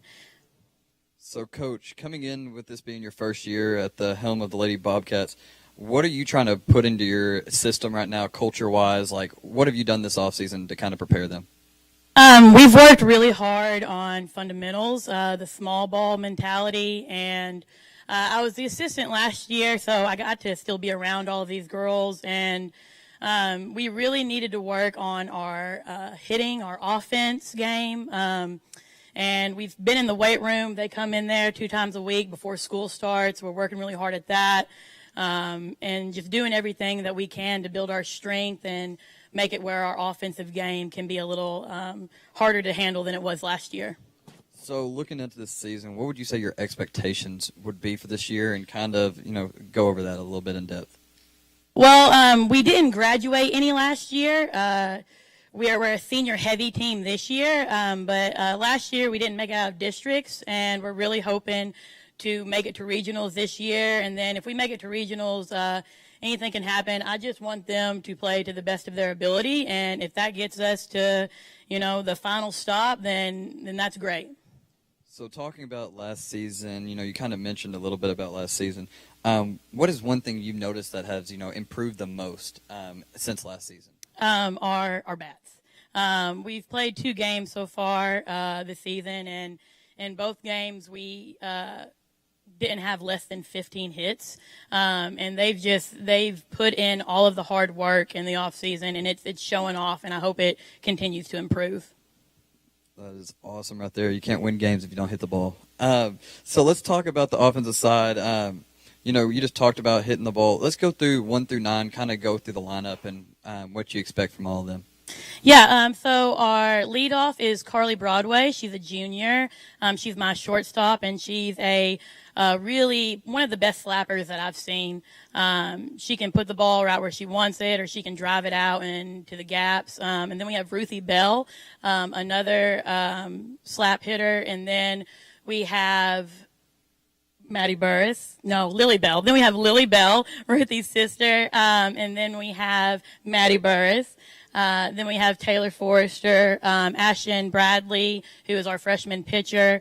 And then we have Kinsley Schutzius, who's another freshman that starts for us. And then we have Avery Anderson and Allie Bramlett. So now I got a few questions for the players. So whenever I ask you the question, just pass it down. It'll be the same question for all 3 of y'all. So the first one is, what did y'all improve on the most individually this offseason? What y'all really work for? Being a 3-sport athlete, I haven't had much of an off season, but we've put a lot of work in these past couple of weeks getting ready for our season coming up. We just played 2 games, and I'm ready to get some more reps in. I know it's still really early, but still working hard to get to where I want to be. I'm the same as Maddie. I came from basketball, so in the transition, we only had a week and a half before our first game, so I really tried to focus on my fielding and hitting as well. I don't play basketball, so I had an off season for softball, which we got straight into it right after volleyball. We took a few days off, and then we just got in the cages and we started getting some reps in. So we definitely got a good head start, and they are just catching up as quickly as they can.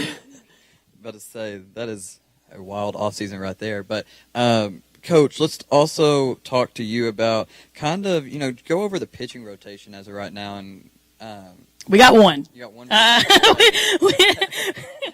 We got, Ashton Bradley has been our starter. She's a 9th grader, and she has risen to the challenge. She pitched a no-hitter against Harrisburg this week.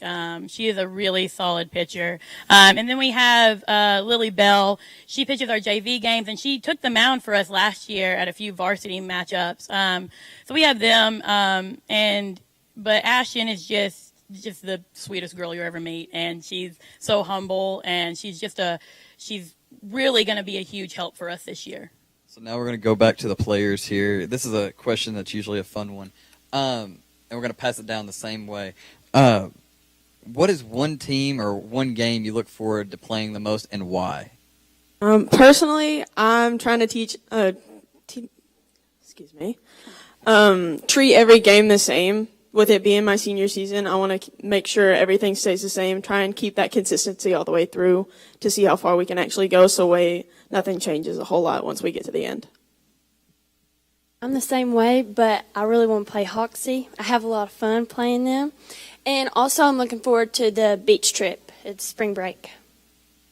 Yeah, in your senior season, you kind of have to treat every game like you're playing the state championships. You have to treat every game like it's your last. So I think every team, all of us seniors come out with the mentality that we just need to win. So every team is fun to play. Yeah, there's no lie. The senior season will be the fastest season of your life, so enjoy every second of it. Coach, we're going to go back to you here. Let's talk a little bit on the defensive side and where we'll see your entire lineup. Yeah, so Maddie here plays third base for us. Taylor actually has switched around this year. She was our catcher last year, and I've moved her to first base, and she's done a phenomenal job at that. Avery is our center fielder. Allie Bramlett, another senior, she's our right fielder. Ruthie Bell, she's a sophomore. She is our left fielder. Lily Bell, her sister, is our catcher. So her and Taylor kind of switched. Lily played first last year. Now she's catching for us. Ashton, of course, at pitcher. My other starting ninth grader, Kinsley, she is our second baseman. Yeah. So you mentioned a few underclassmen there. Go over a little bit more in depth about those underclassmen, some names we will hear for the next few years, and what they do that's special. So it's not I got two freshmen that start, Kinsley and Ashton. And Ashton, of course, her pitching makes her very special. She has a good bat as well. She's very receptive to feedback, and she has a great team mentality. She's played a lot of travel ball and stuff growing up, as most of these girls have. Same thing with Kinsley. She has a really good bat. She, I think, had 3 RBIs the last game that we played, and she's had a double in both games. And as a ninth grader, being able to come up and adjust to the different level of pitching that you see, that's a great feat for her. And she's very smart on second base. She earned that position outright, and I just can't wait to see them develop throughout the years. Now we're going to go back to the players here and ask another question for them. So what is one memory that you have taken away from, your time playing for Walnut Ridge, and what's the memory you'll remember for the rest of your life? I think every day we make a few new memories. So, just the idea of coming into practice every day, not expecting what's going to happen, and just enjoying everything that happens during that 2 to 3 hour practice is something I'll cherish forever. I don't really remember one thing for sure, but I remember the sophomore year we made it to the regional tournament and we played at Walnut Ridge, and that was really fun, and just hoping to do that again this year. Yeah, like Maddie said, we have a lot of great memories. Our team is really, we really have a great bond. Like, everybody is just, we never butt heads. We're always making memories together because we're all just like a big family. Yeah, that's the one takeaway you'll always remember right there. You'll forget about the wins and losses, but you'll always remember the time and fun y'all have had. So I want to say we look forward to seeing big things from you guys. Thank you, Coach. When we come back, we will have another team up here on the stage. You are watching the Suncom Media NEA Sports Media Day, softball and baseball. Our family has been in the car business for almost 70 years. In that time, a lot of things have changed. One thing that has stayed the same is our commitment to customer service. At Glen Sains, our inventory is growing every day. Between all of our 4 stores, we'll have 400 units in stock at any given time. Whether you're looking to buy a GMC, Chevrolet, Buick, or Ford, we look forward to serving you and your family for years to come. Since 1930, Piggott State Bank set out to share the true meaning of community. To us, community is family, neighbors, and loyalty. Planting a seed and helping it grow. We know our children are Clay County's future. Whether reading at the elementary school, sponsoring local library functions, or funding scholarships for higher education, we give our time and efforts wholeheartedly. We are Piggott State Bank.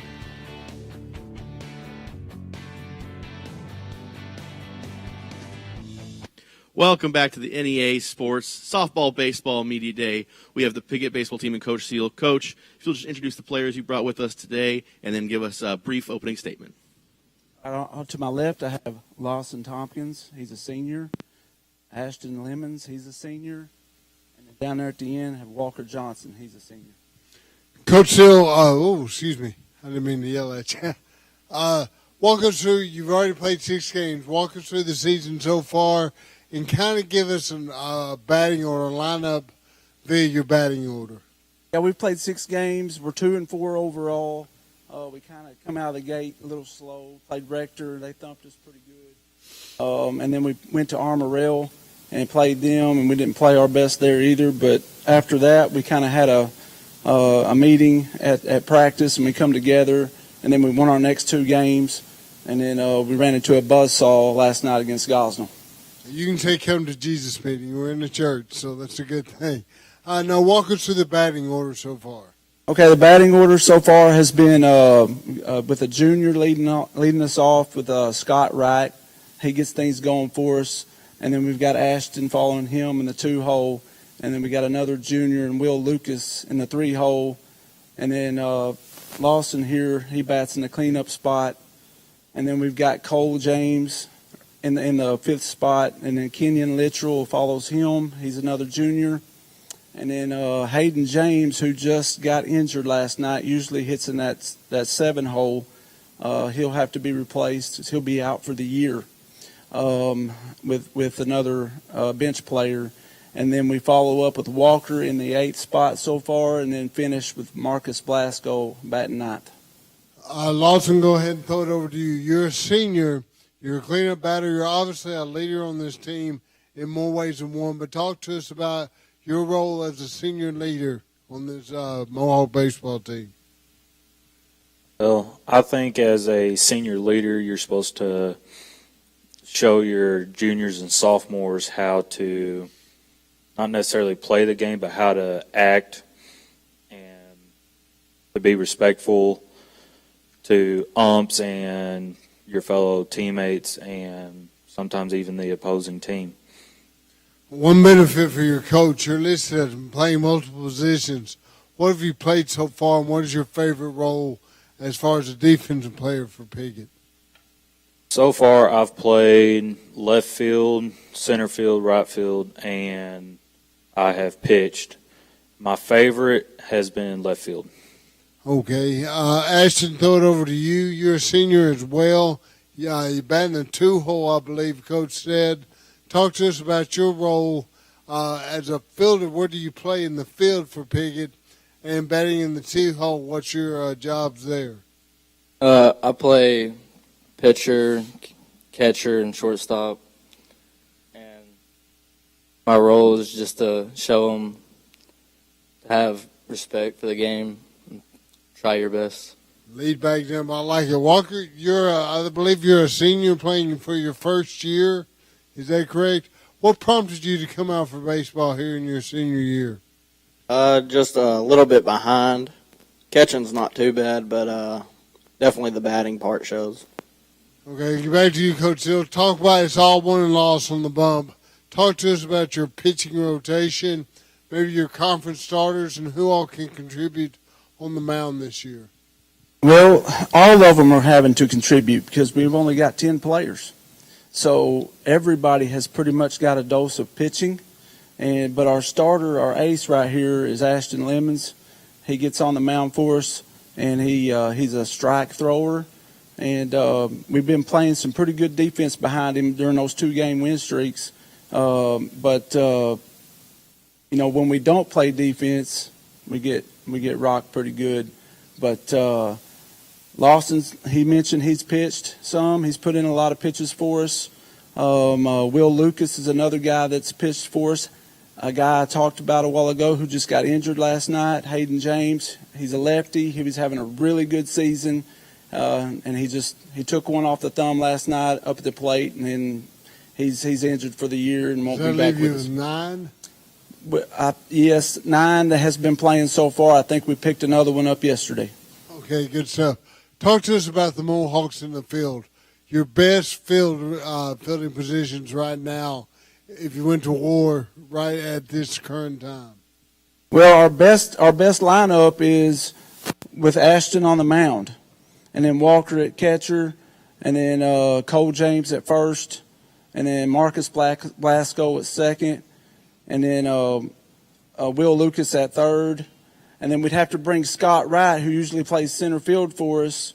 That's his better position, but we have to move him in on the shortstop right there, and then fill in with Lawson and left, or center, depending on who we got going.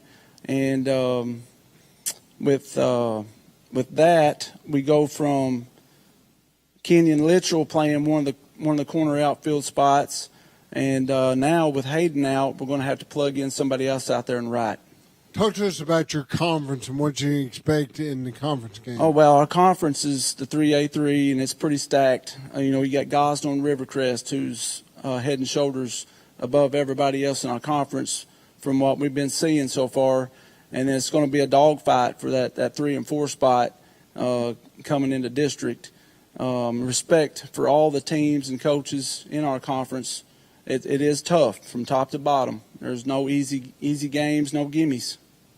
Goals as far as team goals this year. Do you have anything that you're looking forward to accomplishing? Well, obviously, we just want to get better at all phases of the game, pitching, hitting, fielding, even coaching. This is my first year being a head coach, so I'm learning also.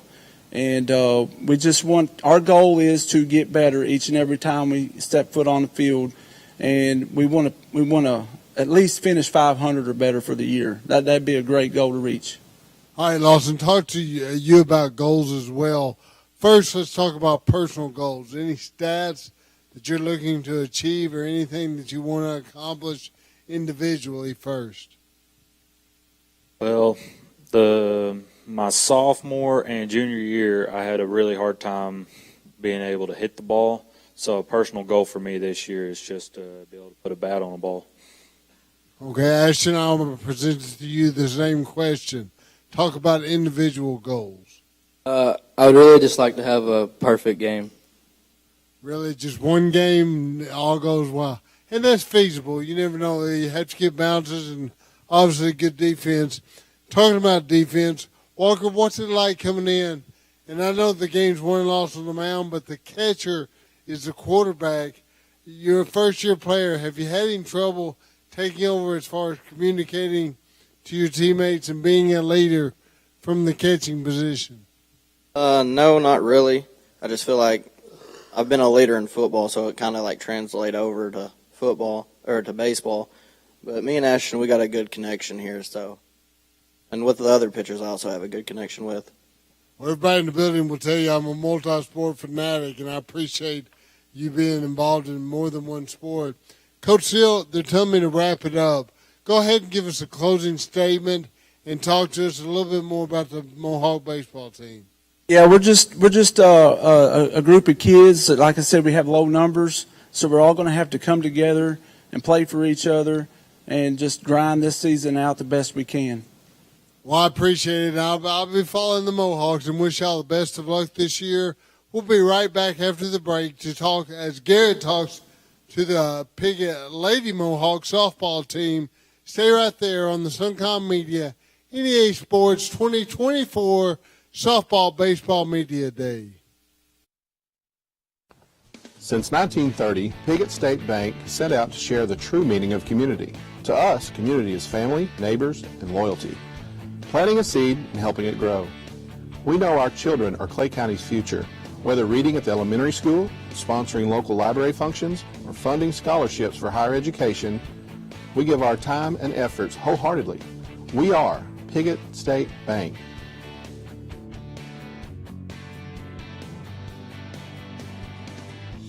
Our family has been in the car business for almost 70 years. In that time, a lot of things have changed. One thing that has stayed the same is our commitment to customer service. At Glen Sains, our inventory is growing every day. Between all of our 4 stores, we'll have 400 units in stock at any given time. Whether you're looking to buy a GMC, Chevrolet, Buick, or Ford, we look forward to serving you and your family for years to come. And we are back for the 2024 NEA Sports Baseball, Softball Media Day.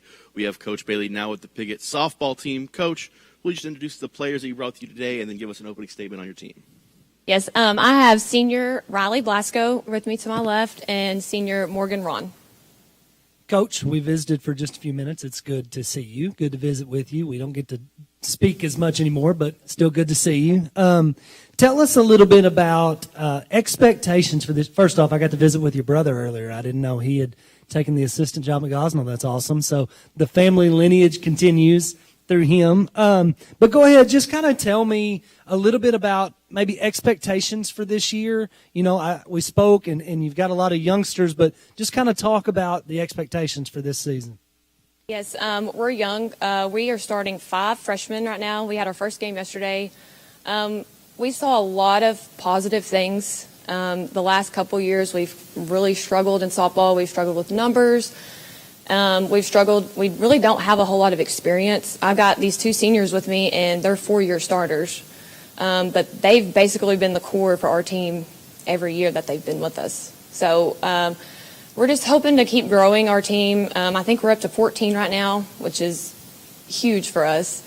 And we're really young, and we've got some talent. So we're excited to see how they do with us this year. Well, and that's crucial with those youngsters, with the numbers, with all that stuff, to have a couple of veteran players with some leadership that they've been there through maybe some tough times that are you're starting to see maybe the light at the end of the tunnel here, and you're going to reap those benefits before you leave. And that says a lot about these 2, that you've still been there, you know, that you've continued to battle day in, day out. And those younger kids are looking up to you every day. And so that's really important for them. But just kind of tell us about, again, we kind of spoke about this, so you just kind of hit on this just a little bit, the off season. You know, what does that look like? At small schools, a lot of times off seasons are very short because everybody's playing other sports. Right.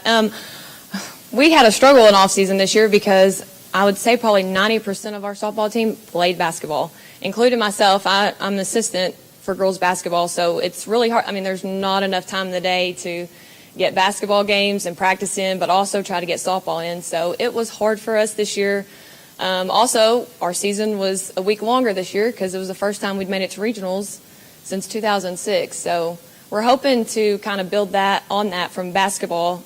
I mean, we've got the same athletes, so hopefully we can bring that into softball also. Well, you're starting to see more success there, and that does. It carries over. That bleeds over so often from sport to sport, especially if you get a taste of that as basketball players, then you're going to expect to be good at softball too. And so you start to change cultures and that kind of thing, and it becomes contagious. So tell us a little bit about offensively. I know you said you got to play yesterday, so kind of talk to us about lineup. What's that look like 1 through 9? Yesterday we led off with a freshman, Brooklyn Langley. She's also our starting shortstop. She's been going to be a big asset for us this year. That's a position we've struggled to fill the last few years. Then our senior Riley Blasco's in our 2-hole.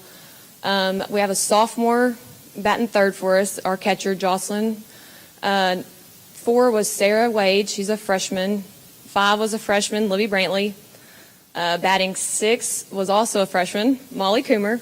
In the 7-hole, we had senior Morgan Ron. And then 8, we had freshman Tom Parrish. 9 was freshman Peyton Little. You're right. There are a lot of freshmen in that lineup. But again, there's nothing better than the experience that they're getting right now. You know, so yes, it may seem like they don't have a lot of that, but by the time they're seniors, that's going to pay dividends that they're able to get those starts in that game action right now. Talk to us a little bit about what are you looking at pitching wise? You know, is it a 1-girl rotation or is it more of a staff? What's that look like? Right now we have 2 pitchers.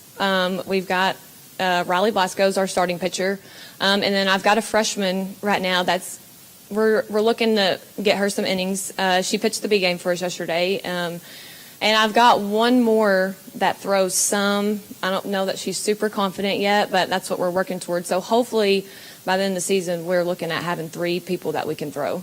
Well, it's good to have that option. You know, you don't want to necessarily have to depend on it, but right. You know, if you've got the option to throw somebody else out there to mix it up a little bit, that's good.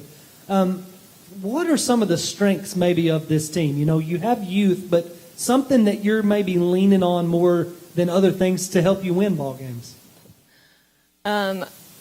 Our girls are very athletic, and I think that's going to be one thing that's going to be in our favor this year. We do have some speed. We haven't really had that the last couple seasons, and yes, these girls are young because we're counting on these freshmen, but a lot of them have experience from playing junior high softball with the team last year, but also some travel. Well, and I've always said this, baseball, softball is a little bit different than the football, basketballs of the world, because you don't necessarily have to be as strong or as athletic or as ready as a ninth grader as you do in those other sports. You can step right in. If you're a softball player, you're a softball player, whether you're 14 or 18. Yes, it helps to have the experience, but, you know, if you're ready to go, then throw them out there, you know, and that's kind of what's happening for you, which will, like I said, pay off in the long run. Girls, let's talk to you for just a second. Kind of tell me just what's something you've worked on this off season, and we'll start with you, Riley. Just tell me what's something you've worked on this off season, one or two things to be, and I know you've probably not been able to do that a lot, but one thing you've either worked on or really want to work on as the season goes on to improve your game. I'd say something that I took from basketball season for sure was like the leadership aspect of everything. I know that I have a bunch of younger girls coming up, so showing them like to be respectful, give it everything you got, definitely just being a leader, I'd say. Well, and that, you'll learn that as you get older. That means more than anything is showing up every day and putting in that work so that others see that. It's one thing to tell somebody that. It's another thing to show up every day and demonstrate that. So, Morgan, if you would, what's something that you've worked on or that you plan to work on as the season goes on to get better? I plan on just showing up every day, working hard, showing these younger girls that it's not just a sport, you can work for it. Okay. Now tell me, what's one game on your schedule? We'll go back and forth on this. What's one game on your schedule that you're really looking forward to playing? I'm really looking forward to seeing Rector again. We played them yesterday. We did lose 1-4, but I think we saw a lot of good things, a lot of firsts that we didn't see last year and probably haven't seen in a couple of years. So definitely Rector again. Okay. That's a big Clay County rivalry. So you see that a lot, you know, across the sports, but those whether you're in the same conference or not, just you're right up the road. You tend to not like each other, but okay. I'm also looking forward to Rector, but again, I'm looking forward to playing Armor Rail only because that's where Coach Carr's from. She's probably also looking, I won't make her answer that question, but she's probably also looking forward to that game, back to her stomping grounds, and that'll be a special game for her too. But just, Coach, if you would, just kind of wrap it up for us. Just kind of give us, you know, your closing statements on it. What are you, you know, hoping to get out of this year as a coach from these girls? This year, we're really looking forward to hopefully making our way out of district tournament. Again, carrying that over from basketball. We've been towards the bottom of our conference, but I think we're really going to make some strides and progress as the year goes on. So hopefully we can get that extra game going to regionals. Just get a little bit better every day. That's all you can do. So thank you, girls. Thank you, Coach. It was a pleasure. Good luck this year. Play hard every single day, and good things will happen. We're going to go ahead and take a commercial break. When we come back, we'll have the Riverside boys on the stage. You're watching the Suncom Media NEA Sports High School Baseball Softball Media Day.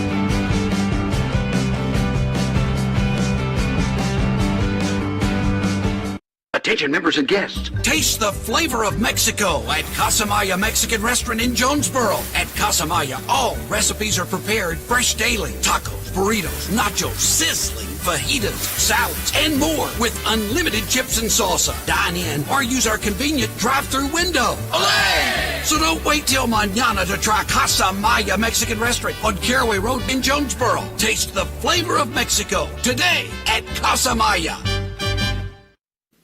Hello and welcome back to the 2024 NEA Sports Baseball Softball Media Days. We are here with Coach Hogger and the Riverside Rebels baseball team. Coach, we'll just introduce us to the players you brought with you today, and then you can give us an opening statement on your team. I brought Thatcher Durham. He's a junior. He's our center fielder. We got Cash Gillis. He's a pitcher, outfielder, infielder. We play a little bit everywhere. And I got Brayson Timms. Brayson is our shortstop. Again, just we returned a lot from last year, bringing a lot of guys back. We lost a couple key pieces off last year. We lost an all-state pitcher, and we lost our right fielder, Brady Robertson. Again, he was kind of a lot of a spark energy for us, so we're trying to look for that this year. But these guys, we've worked really hard, had a really good off season. We started off season, we're 1-1 right now. Got beat by Gosnell on Monday, and then beat Bay yesterday. So again, we're ready to get going. Coach, high expectations for this team. Y'all finished in the Elite Eight last year, I believe, won your conference. And as I've talked to a lot of teams today, I think it would be crazy to not consider you guys the favorite, considering what you have coming back. So talk about expectations for this baseball season. Absolutely. We're not running from expectations. Like, that's not what we do. Our whole goal is to build a program where expectations are the norm. Like, that's what we want. Last year, like you said, we won district, regional, went and won a game in the state tournament. I think all four of us up here will agree that, we wanted to get another game in, and, felt like we should have had a chance to. But expectations for this year, we are doing everything we can to put ourselves in a spot to play for a state championship. Like that's kind of where we're headed. And again, that starts with trying to finish top 2 in our conference, getting that bye, moving on to the state tournament, and then giving ourselves a chance to play our best baseball in May. Well, and I'll tell you this, I appreciate you up here and acknowledging the fact that, you understand that, those three up there are very, very talented. And you acknowledge the fact that obviously the community and, Northeast Arkansas fans are smart. They know who's going to be good. And at the end of the day, that's a very realistic expectation that you have for your program. Yeah, we talk about it a lot. Expectations are earned. You have to win games for people to expect you to win games. And this group, we're a lot of juniors this year, juniors and sophomores, and they're winners. They win all through different sports that we play there at Riverside. They're competitive in everything we do, and I think that just leads to more winning. I think winners win, and these young men have dedicated themselves to a lot of different sports, but they're always going to be up there ready to go. All right, I'm going to start with Thatcher first, starting center fielder again this year. Thatch, you got a couple years under your belt now. What can we expect from you this year that will be better than we've seen in years past? Mainly just me getting on base when it comes to hitting. Hitting is like one of those things where it could be off and on. Doesn't really matter what will happen. But my goal on this spot of the team is to get on base and hopefully score from our hitters over here, and to lock down that center field out there with all my area I can coverage. Well, and that's a big baseball field in Lake City. You got a lot of territory to cover out there in center, but you've done a really good job with it over the past couple of seasons. You talk about having more of a presence in the lineup. Where have you hit so far this season? We picked up some more people that can be in the 1 to 2. That's where I was last year. But now, since we got those people, I'm more at the bottom. Really, for to get on base when it comes to that 1 and 2 hole hitters to clean up the bases and hopefully score it out. All right, Cash, I want to come to you for just a second. Big year for you on the mound. Talk to me about pitching. And I'm going to walk you through this real quick. I feel like freshman year, you'd have spouts where you looked really good, but control would be an issue. And then last year, you took a big leap. And you were control was better. Maybe pitch count was still getting up there a little more. This year, I think maybe this is the year that you go a complete game. And I'm sure that's probably something you and Coach Hoggard have talked about. But talk about you as a pitcher and expectations and what you have to do to be successful on the mound. Got to be more efficient and throw more strikes and get ahead of batters and then let my defense work behind me. And you pitched against, did you throw against Gosnell the other day? Sure. Okay, and I think you went 5 innings, and 5 good innings from what I could tell. I don't think they scored a run on you. So how did you feel after that game? I felt good. My arm was hurting a little bit because I haven't been throwing that much. But What pitches are you throwing this year? Fastball, curveball, and I'm trying to mix in a slider. What's your favorite one? Fastball. Okay, all right, and then Brayson, going to come to you. Same scenario, big year for you. Could be a season that could be real special at Riverside. What do you got to do from an individual standpoint to make sure this team wins? Play my role of playing shortstop and being a team leader and keep hitting like I did last year. If there's one thing that you would look to improve on to do better, what do you feel like that could be? Throwing harder on the mound, add some velocity. Coach, come back to you. Talk about your pitching staff. It's something that we've had for the past couple of years, but I feel like we're really deep this year. We've got a lot of guys. We probably have 9 guys that I think that I would feel pretty comfortable going to all the time. Obviously, Cash is going to be our number one. I mean, he was 9-1 last year. Like you said, he pitched at Gosnell the other day. No runs, no hits. I mean, he looked really good. Zane McClure pitched huge games for us last year as a sophomore. He started yesterday at Bay. Looked good for his first time out there. Thatcher's probably going to get the ball tomorrow at Sloan Hendricks. Brayson's already had it this year. We had a kid move over named Bryce Smith who's really going to help us in the field too, but he's also a pitcher. We're going to have a lot of guys that we can hand the ball to, and the guy I didn't even mention was Maddox Stone. I mean, we've got a freshman that we pitched at Gosnell the other night. I have all the confidence in the world in him, and for a freshman, he's got big time stuff. Well, and two people I was going to ask you about, and you just mentioned them, was Stone, and then also I've noticed, and I appreciate this too, you posting the Game Changer or whatever, win or lose, you put it on there, and folks like keeping up with you guys like that. I appreciate it a lot, but I've noticed that it had a B. Smith at the top of the order, and which was the guard that came in for Coach Campbell, I guess. And you said he moved over. Where did he transfer in from? He came over from Mark Tree this year, and Okay. and he's really going to help us a lot in baseball. He's an energy guy. He plays hard. He's got a really nice left-handed swing. He's going to play on the mound. I think yesterday he played 4 spots defensively for us. I mean, he's gonna really help out a lot. Hitting the 2-hole, I think. Absolutely. That's nice to have a guy that can slide in on a team with as much success as y'all had, and you can bat him second. Yeah, absolutely. We lost we were pretty good last year, lose 2 guys, but then we had 2 guys that have came in this year and they hit first and second yesterday. They weren't even on the team last year, so that's pretty good. Pretty nice replacements right there. And then you mentioned Maddox. Maddox for a freshman, he's played a ton of baseball, obviously, but he's got really good command over all his stuff. I mean, he was up in the high 70s last year at the end of the summer, but he's got great command over 4 or 5 pitches. He's got a lot of confidence on the mound, too. Like, he can throw – he doesn't just have 4 or 5 pitches. He can throw 4 pitches in any count. Like, he feels really good about that. So, again, I look forward to seeing how he develops throughout the year, but I think we could have 3 guys that – could line up with anybody's number one. Jackson Mann still behind the plate. Yes, he is. Like, Jackson is not big. Most people wouldn't look at him and be like, boy, he's an intimidating catcher, but he blocks everything. He blocks everything. He receives the ball so well, which is the most important job a catcher has, is he gets his strikes constantly.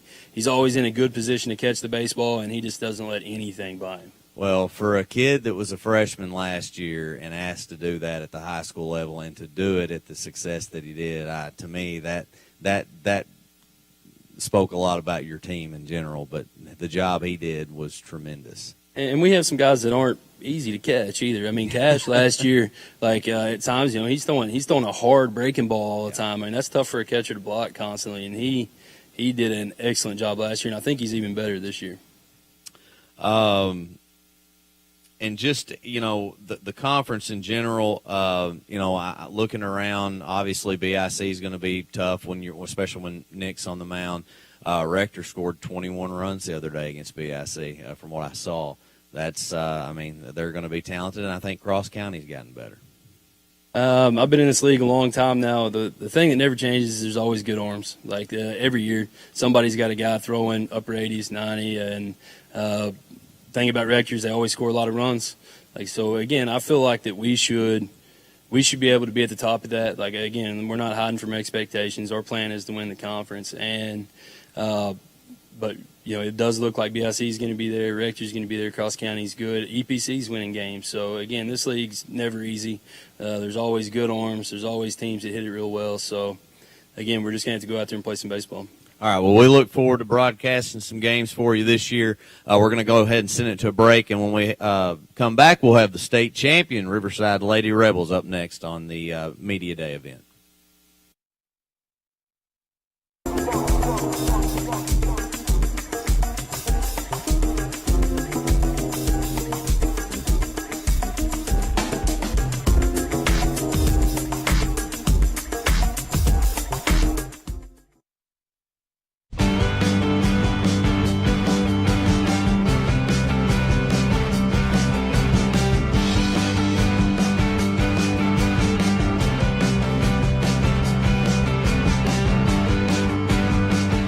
Attention members and guests. Taste the flavor of Mexico at Casamaya Mexican Restaurant in Jonesboro. At Casamaya, all recipes are prepared fresh daily. Tacos, burritos, nachos, sizzling fajitas, salads, and more with unlimited chips and salsa. Dine in or use our convenient drive-through window. Olé! So don't wait till mañana to try Casamaya Mexican Restaurant on Caraway Road in Jonesboro. Taste the flavor of Mexico today at Casamaya.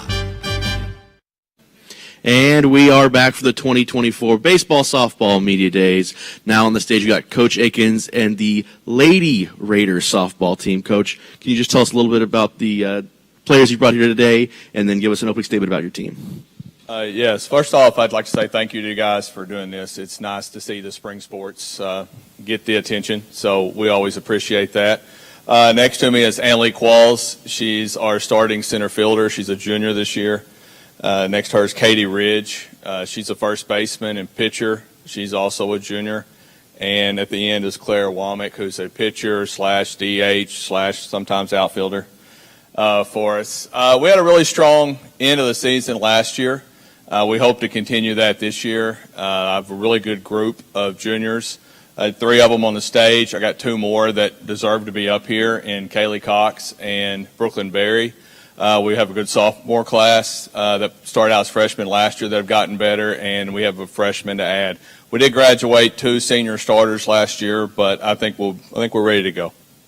Well, that may be the most humble thing I've ever heard you say, that you had a strong finish to the season. You won the state championship, so that's as strong as it gets. But what a run. I mean,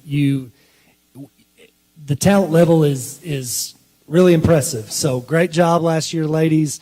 Very well deserved. Fun to watch is an understatement. So the good thing is you return so many players this year and continue to return those players next year. So it's not like you're a veteran team that still has plenty of time left to rack up a lot of wins and a lot of accolades. So enough bragging for just a second, but I'm very proud of y'all as always. But I just want to talk, Coach, I know you're going to be modest when you answer this, but truly, expectations for this year. And I'm not one of those people that say state championship or bust, but really, is that the mindset when you go into the dugout every time you play?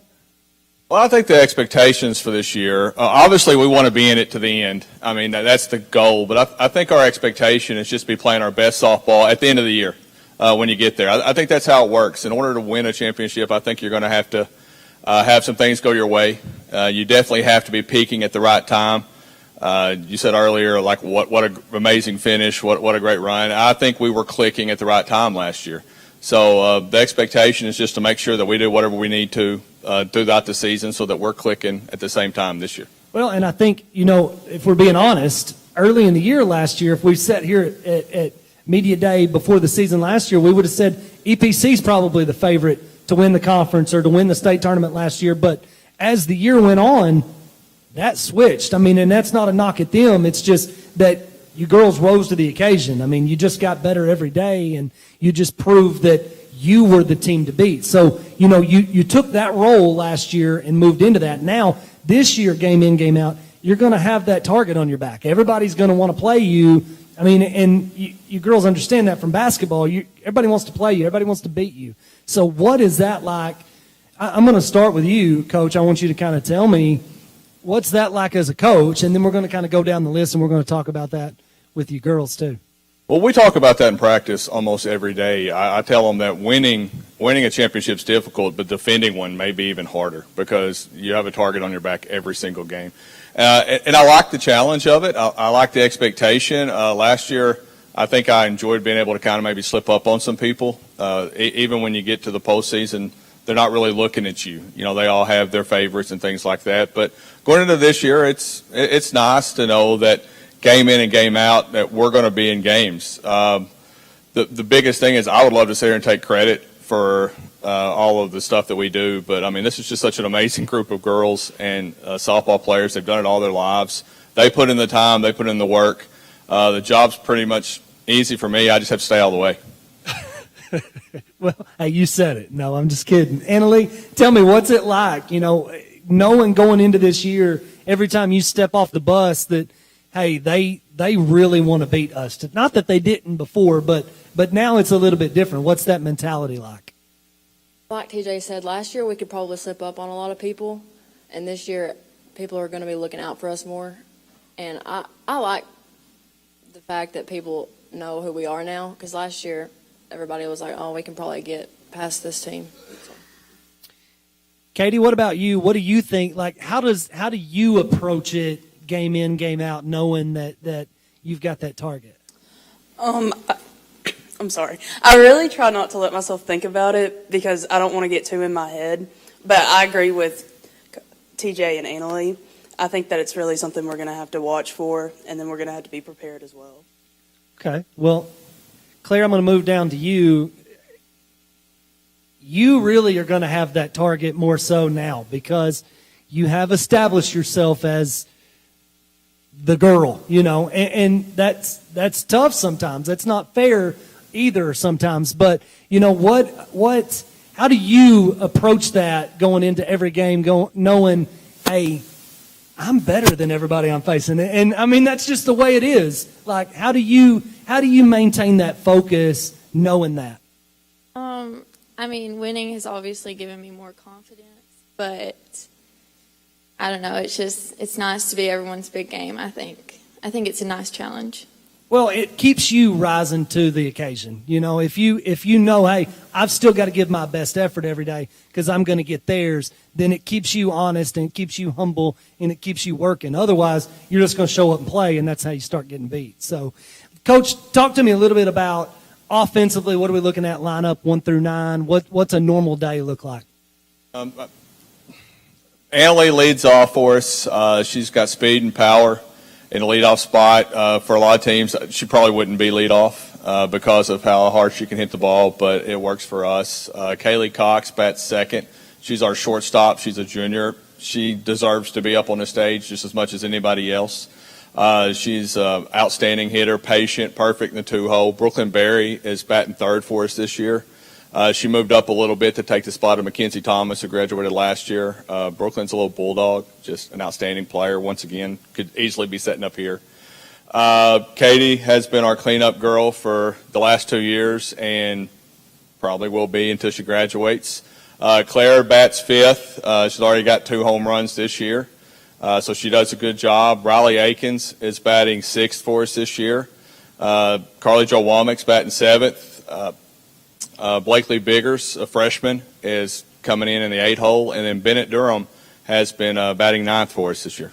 Well, that's a lineup 1 through 9 that no matter the classification, that's a tough lineup. And speaking of that, you have scheduled properly. You know, you're not afraid to go play anybody, and that's the way it should be. I mean, you want to be playing your best softball into the season, you got to schedule the Greene County Techs and the really good teams that are going to make you work for, you know, to be better. And so I applaud you for that. Girls, I want to ask you, each of you, we'll start with you, Annalee, just kind of tell me, what's one or two things, and I know basketball kind of not, I don't want to say gets in the way. Coach Timms would punch me in the face for saying gets in the way. It doesn't get in the way. It's crucial. What I'm saying is you don't have as much time to work on everything softball related. So what's one thing you've kind of harped on this off season to make sure you're ready for this softball season? Really just been working on my hitting a lot, working on hitting the ball hard at all times, and just my mindset, knowing that just because we won a state championship doesn't mean we can just walk over people, because everybody's going to be gunning for us, so we can't just overlook anybody. Katie, what's something you've worked on? Hitting. A lot of hitting. Really. I focused on that a lot more this year because I do want to try to do better with my averages and everything as well. But that's mainly the big thing that I've been working on. Okay. Claire? I've just worked on keeping my pitches sharp, getting a few more pitches that I feel comfortable throwing, like in any count. And my hitting, but I don't take hitting lessons anymore, I think. You just don't beat them? Or no, I'm kidding. Well, you don't so far this year. You've hit 2 home runs already in 2 games. So it just never ceases to amaze me. My wife gets the updates on Score Changer. Is it Score Changer? Is that what's it called? Game Changer. Well, she gets the updates all the time, and she said, well, we won again today, 16-0. And I'm not telling you that to give you the big head at all, but like you have a following of people that literally keep up with you on a daily basis. So like the work you're putting in, it doesn't go unnoticed by any means. So keep battling, keep working hard. One thing I'm going to ask you, and then we'll go back to Coach to kind of finish up each of you. So we'll just start with Annalee. Tell me, what's a game on the schedule that you've got circled right now? One you're really looking forward to? Or what's a place that you're really looking forward to playing this year? Well, we have a really tough schedule. We've scheduled a lot of the bigger schools, but I'm excited to play at GCT. We've never played them before, and so I'm just excited to play the bigger schools, really. I hear they have a really nice new facility too, so that'll be a good one. That's also a game I'm looking forward to just because I want to see the new facility and the turf fields. I think that's going to be a really cool place to play. It'll feel kind of like a collegiate type game, I'm assuming. Go ahead, Claire. I think we just need to take everything one game at a time. But like Valley View, Brooklyn, and Greene County Tech are big games that will test us. Well, those, like I said, those are games you need. Those are the games that are going to simulate, state tournament type games, and that's what's going to have you ready. Coach, I'm going to throw it back to you for just kind of give us just a closing statement. I mean, we've already talked about expectations. We know they're high. They're really high. But just kind of tell us, the day-to-day grind, how are you going to keep the girls grounded in that but still focused on the ultimate goal again? Well, they're really good softball players, and like I said, they're multi-sport athletes for the most of them. We've played a lot of stuff going lately, so practices won't be all that grinding. I've talked to them before, and I was talking to somebody the other day, and I told them we don't have to reinvent the wheel. We just may have to air up the tires from time to time. So we're going to be okay. There are things that we can get better at, obviously. You can always improve. So today's practice, like we're going to focus on some base running things and some little things that maybe we haven't done perfect the first few games, and we're just going to try to go through the schedule. Like you said, I tried to schedule a little more challenging this year because I felt like we were up to the task. Now Mother Nature just has to get out of the way and let us play the games. Well, and with a group like this, it's more about fine-tuning, just like you said, just kind of tweaking things here or there, working on things to stay sharp as the season progresses. Well, girls, thank you very much for being here today. Look forward to watching you multiple times this year, all the way into mid-May, hopefully. But, Coach, as always, it's a pleasure visiting with you, too. You stay humble, and we appreciate that. But enjoy that success because, along with the girls, you deserve it, too. And I mean that. So thank you. Yeah. Girls, thank you. Again, good luck this year. We're going to go ahead and send it to commercial. When we come back, we'll have the next team on the stage. You're watching Suncom Media, NEA Sports High School Baseball Softball Media Day.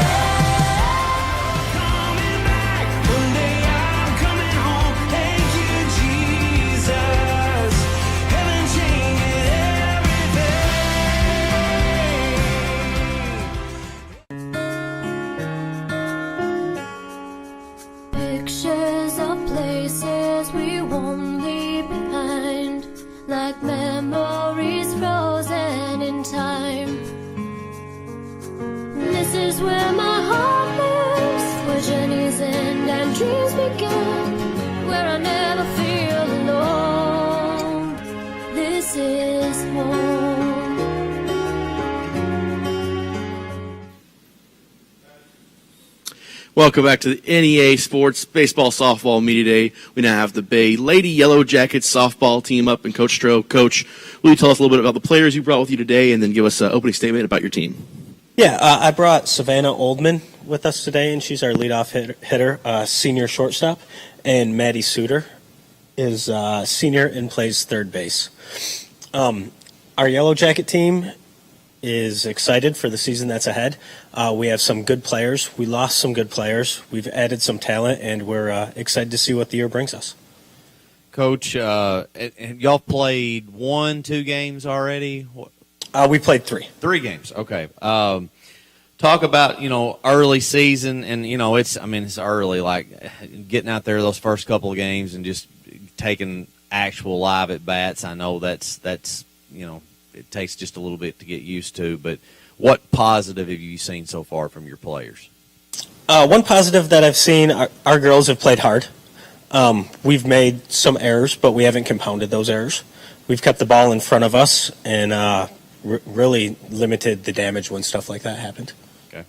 If you would just talk to me a little bit about player personnel, what that looks like, who may be starting in certain positions. Well, we have Savannah, that's our starting shortstop, and Maddie Suter, that is our third baseman. At pitcher, we have Andrea Lowry, and she's a freshman. And we have Addie Taylor at catcher, who is also a freshman. Mackenzie Walsh plays first. Gracie Gilmer plays second. And then our outfield is Laddie Larkin in left, Bailey Walsh in center. And then I have a couple different girls that play in right field. Okay. You mentioned a freshman combo at catcher and pitcher. Those are 2 pivotal positions. Talk to us about that. Maybe might see some early season struggles, but you hope to see progression as the year goes. Yeah, they've actually done a really great job so far this year. They communicate, they talk where they're trying to pitch batters, and they talk strategy, inside, outside, throwing backdoor, curveball, stuff like that, where they have a good relationship with each other already. Okay. Savannah, I'll come to you first. He said starting shortstop. Talk to me a little bit about, are you a senior this year? Yes, I am. Okay, so talk to me about senior year. Everything's a last for you. So talk about closing out your high school career. Well, I'm really excited for my senior year, starting at shortstop, but it'll be really sad leaving. As far as what you'd like to see yourself do on the softball diamond this year, what maybe some individual expectations you might have set for yourself? Well, I'm hoping to maybe hit a home run, maybe make a lot of outs at shortstop. And then Madison, come to you. He mentioned your third base. What are you a senior this year? Yes, sir. Okay, so same sort of question. Everything's kind of a last for you. What was it like playing your first last game the other day? Kind of sad, but also very excited. Okay, talk to me about what do you got to do to help this team be successful? We need to communicate. Obviously, keep our heads up. Keep it pushing. Okay. And girls, I ask you both this, as far as batting in the order, where are you guys batting in the order right now? And as far as at the plate, what would you like to see yourself do to help your team win? I'm in third. Okay. It's an important spot. Clean up, whatever you want to call it. I would like to get more base hits, obviously, get people around. Savannah, she's leader off. She's first one up. Get us started and everything else. Okay. All right. Coach, talk to me a little bit about, remainder of the season as far as your conference and, trying to run through a conference. We just had a team that won the entire state last year in 2A. And so it's not an easy conference to play in. Yeah, we play in a very tough conference. We're excited about it. We have some challenging games ahead. First week of conference play, we had Riverside and EPC on Friday. So we're thrown right into it from the get-go. So we'll see what we're made of here this week. And then any non-conference games y'all got on the slate this year that maybe help you prepare for postseason? Yeah, we have a pretty good non-conference schedule this year. We started off at Pocahontas. We went up there and played a game, and then we had Palestine Wheatley at home. And then we have a doubleheader with Harrisburg tomorrow. I believe we have Armorel on the schedule. I think we have a game with Mark Tree. There's 3, 4, 5 other ones that I can't think of off the top of my head. Teams from different classifications, and even mentioned Palestine Wheatley is a team within your on the other side of the region and in the other district. So that's that could help you in the long run. Yeah. My goal was to get us more non-conference games this year. We only had the 2 last year with Harrisburg, and they are definitely an important part of our improvement plan, scheduling those types of games. So, and Coach, I'll ask you this. This is your second or third year for you? Second year. Okay, I thought so.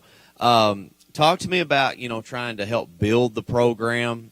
You entered a program that had seen several different coaches, so to have the same guy for the second year in a row is a big deal. Talk about trying to build this softball program into something that Bay is proud of. Yeah, I was fortunate when I took the job. I inherited a great group of girls that have a work hard attitude.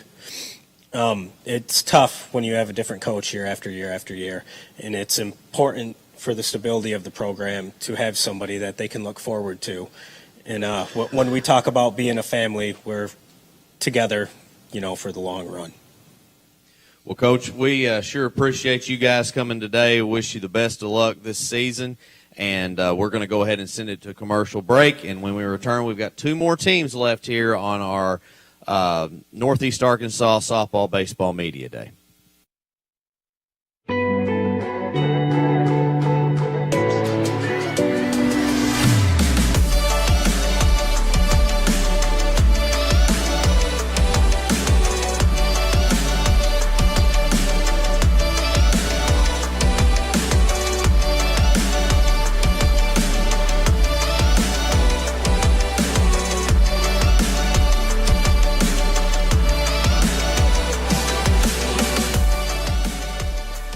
This is a 1928 Chevy, but not just any Chevy. In 1932, this AB National was sold by W.R. Bill Weaver, the founder of Central Chevrolet. Passed down generation to generation, it stood the test of time thanks to its owners. Central Chevrolet believes that things last when you take care of them. As we celebrate 90 years of business, we commit to continue providing you that same level of care for many years to come. Hello and welcome back to the NAA Sports Baseball Softball Media Day. We have Coach Rose with the Rivercrest softball team. Coach, will you tell us about the players you brought with you today and then just give us a little opening statement about your team? Yes, sir. We've got senior outfielder Chesney Chandler here, and then we've got senior outfielder Mary Jo Booker, and then senior outfielder Raven Powell. 3 great girls that help lead our team year in and year out. This is my 3rd year here, and they've been 3-year starters for me in the outfield all 3 years. Coach Rose, not any pressure or anything, but you got a pretty good group coming back from last year. You got a little bit of talent. Talk to us about meshing, and you and I talked off air a little bit, the pitching situation for the Lady Coles. We lost one starter from last year, Annabelle Chandler. Her sister, actually, she was a big role we had at third base. We're filling that role. And we had 3 pitchers last year, and then we've got a transfer that came in. So we actually have 4 on the staff that we could go to at any time, different speeds, different pitches, which is a lot than a lot of teams can say. We've been blessed with having 4 different arms. Our struggle right now is locating in the zone, hitting our spots, and not leaving pitches middle for teams to hit. But defensively, we've got a solid defense behind her. Just a lot of our girls don't get there till late because of basketball season and cheer, which is great because our other programs are doing so well. So that kind of, we get started a little later so they don't get as many reps in. but they work hard, and we're building our program from the ground up here. Coach, this group will tell you I'm a big advocate of multi-sport athletes, and I appreciate the athletes that you have at Rivercrest, both boys and girls. One of the best athletic combinations I guess you have is your outfield. They're all sitting right there next to you. Chesney, you led the team in batting last year with a .424 average. Talk to us, though, about goals you have, first for yourself this year, and then team goals for the Lady Colts. Some goals that I have this year is just that we all keep our confidence high and we don't get down on ourselves so early in the year. Some goals that I have for myself is just keeping the confidence in myself and trying to keep my team up and be that leader for everybody. No numbers as far as batting average or hits or anything like that? I will try to keep my batting average up as best as I can, try to do anything for my team, mostly. Now, you're center fielder, Mary Jo. You're the left fielder, that's correct. Talk to us about your role in playing with these two to your right and left. Obviously, y'all been together for a while. My role is to communicate with them really well, but my goal for myself is to keep my head up for all times because I drop my head really easily. So I'm going to focus on keep my confidence up for my underclassmen and be a better leader. Now, Raven, you're the right fielder. Like I said, y'all are not in your physical positioning as far as outfield, but you're the right fielder. You're in the right spot for me. Talk to us about playing right field for the Lady Colts and playing next to these other two young ladies up there with you. I've been playing with them since 9th grade. It's like you just have them right beside you. You're confident with them. I'm working more on being a leader for the team, having freshmen move up with us, and kind of just keeping my head up and trying to make a better season than last year and get my batting average up. That sounds great. I mean, that's what it's all about. Coach Rose, obviously this is your outfield. We talked about the pitching position, but take us around the horn, if you will. Take us around the infield. This year we've had a little bit of a change. We still got Molly Austin. She was an all-state freshman last year at first base. She's still there. And then we got a transfer in at second, and then Brooklyn Moore, her and Carly Williams, second baseman from last year, are still battling out. Two great athletes. Then at shortstop, we return in Carly Cullum. At third base, we've got Maggie Hensley. And then pitcher, we've got Lanny Gardner, senior, Caitlin Ostendorf, she's a sophomore. And then we have Dakota Renderer, she's a junior. And then Halen Belford is a sophomore as well. With so many talented players, I know it fluctuates, but take us through the batting order if you played the game today. Yes, sir. We played 4 or 5 games, I believe. Each one, it kind of varied a little bit. Last night we played at Brooklyn. We had Taylor Routledge leading off. She played center for us last night, actually. And then we had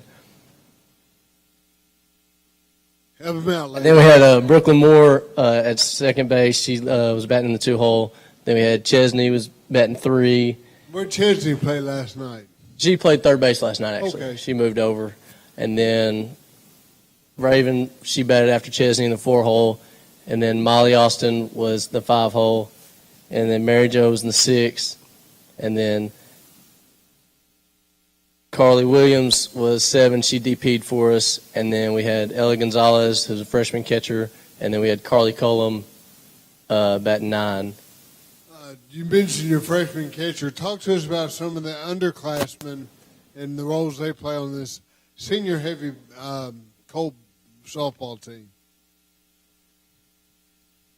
It's tough having a younger team, but it's also good because they're young and they're eager to learn. At one point, Molly Austin said, we've got an all-sophomore infield. Well, one game we turned around, we had an all-sophomore infield, and then we had our 3 senior outfielders. So we're pretty heavy young-wise, and then we have 4 seniors. Just 4 seniors. But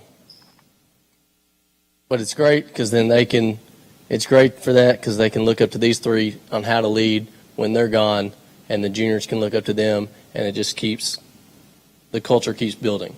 Year after year, the culture keeps building. Good stuff. Chesney, throw it to you. We talked about your individual goals, but talk to us about team goals. You did make a big run in the state playoffs last year. I'm sure that's at the top of your list. Well, I'm just trying to take it game by game right now. Trying to focus on the next game, keep it there. But I think my main goal right now is trying to get that, get all conference. The conference, throw it over to Mary Jo. Let's talk about the 3A3 conference, Mary Jo. You're obviously one of the favorites. Who are some of the other favorites in that league? Come on, Mary Jo. I don't really have any. I look forward to playing everybody. I feel like we need to take it game by game and look forward to winning conference. Raven, give the mic. Take it to the right fielder who's in the correct spot. Raven, talk to us about the conference competition. Any particular game stand out for you? And where do you look at finishing in the conference? I'm worried about all the games. I'm not really worried about anybody but ourselves. And I just feel like we have to play hard and not worry about anybody and try to make it to state this year, try to win it, just worry about ourselves. That is realistic, Coach Rose. You should make a run at state this year. Is there any particular level, semis, finals, whatever, that you look at as a personal goal for this team? I think for every coach, you want to be the last team standing at the end of the season. You want to be the last team playing, the last team that they introduce as the state champions for your level. Not many teams end with a loss. I mean, end with a win. Mm-hmm. But obviously that's the number one goal.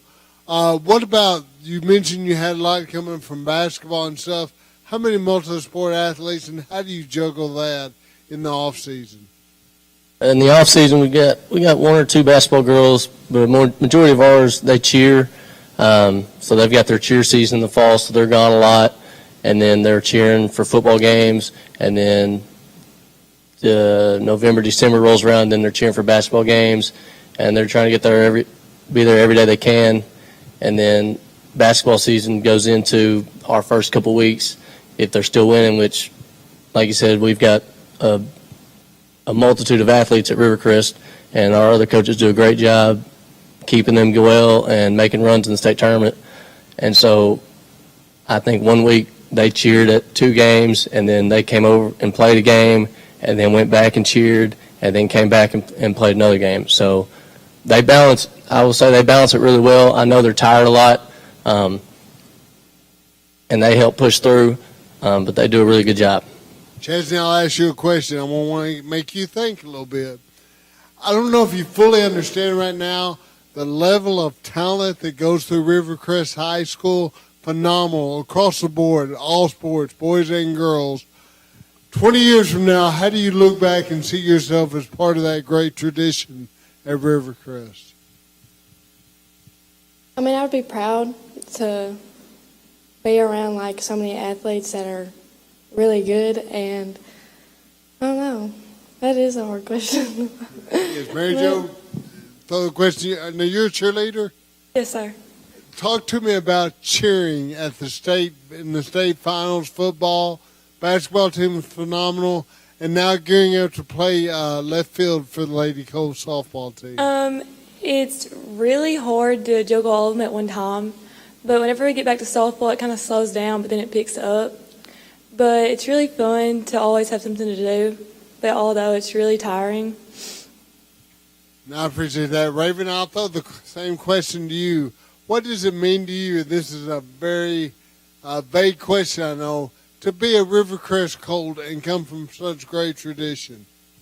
I mean, what can you say? Rivercrest probably won state in every sport that we have. I agree with Mary Jo. It's really hard juggling it, coming from cheer and then having to come to softball.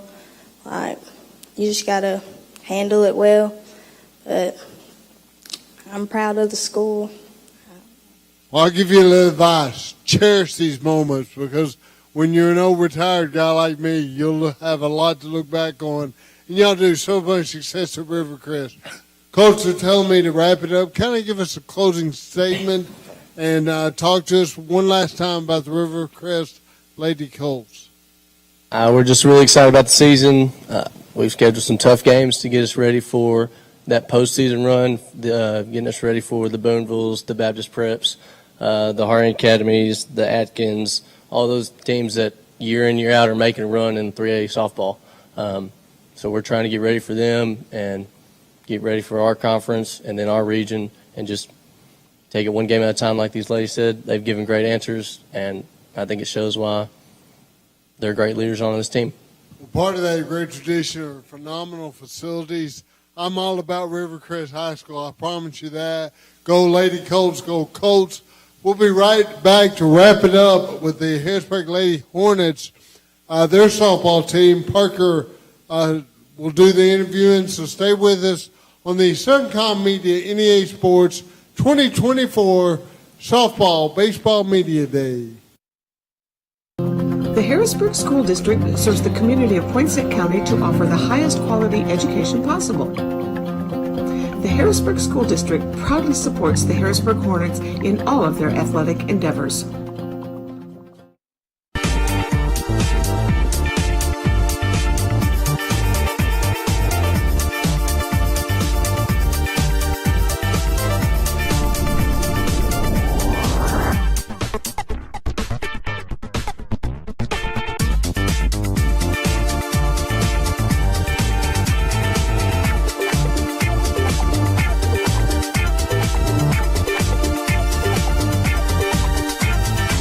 Our family has been in the car business for almost 70 years.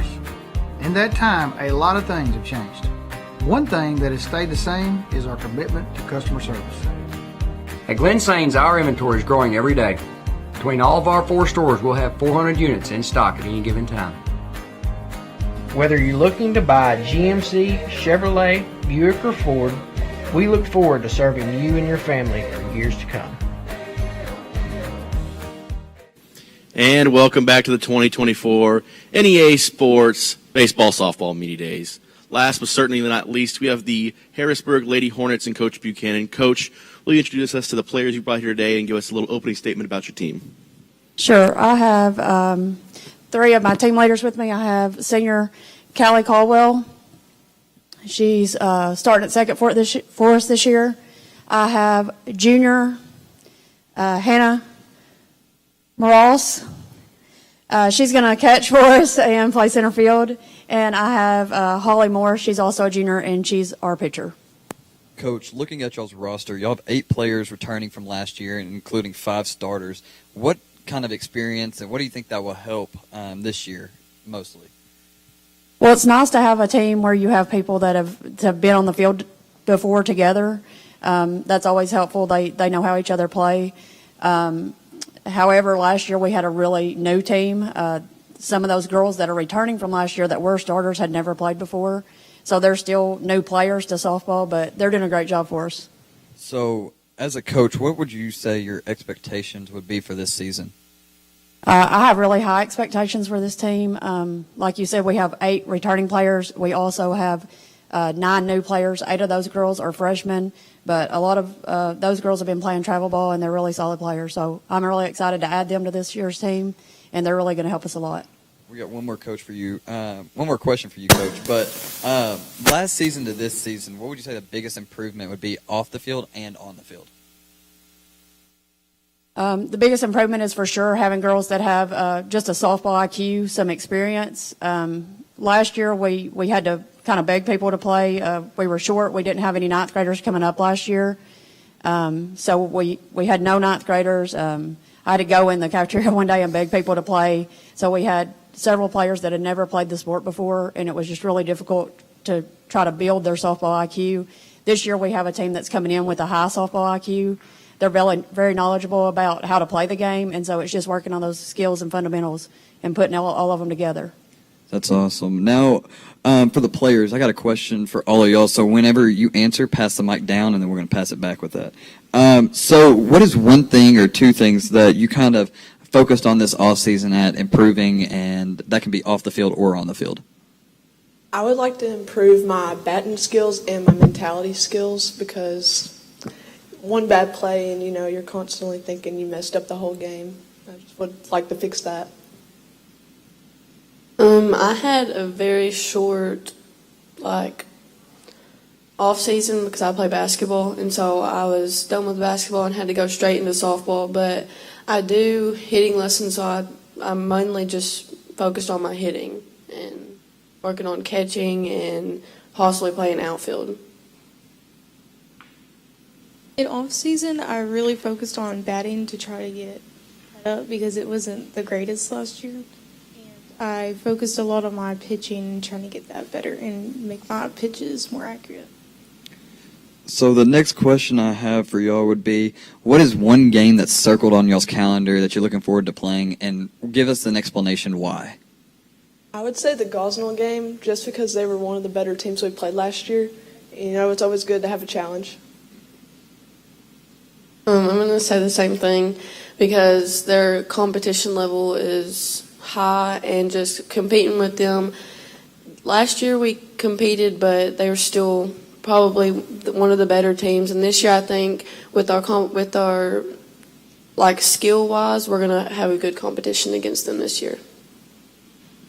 I'm going to agree with all of them because Gosnell is one of the better teams in our conference, and I like a good challenging game. And I think with the more experience we have on the team this year, it'll be a closer game than it usually is. So now back to you, Coach. Can you go through your offense and kind of talk through 1 through 9 who you have in there? Sure. Like I said before, this is our starting pitcher and catcher. However, Hannah can play center field. She's a strong center fielder, but normally we have her behind the plate. At first base, we have Chesney Henderson. She started for us last year there. We also have a freshman, Cheyenne Milkey, who can play first. Callie Caldwell, that's sitting here beside me, she's going to play second most of the time for us. We're still moving kids around with 17 kids. We're still trying to work out the perfect spots. But Callie's been playing at second, doing a really good job. We have a freshman, Addie Biggs, at shortstop right now. But she's also a really strong outfielder. Last night she played left for us against Smart Tree and did a good job. At third base, we have Sophie Mooney. She's a freshman. In left field, we've been playing Madison Brazil. She's also a freshman. Center field, Camilla Spiegel, a freshman.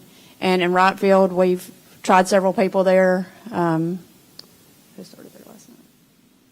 Right field. We've tried sophomore Molly Barnes.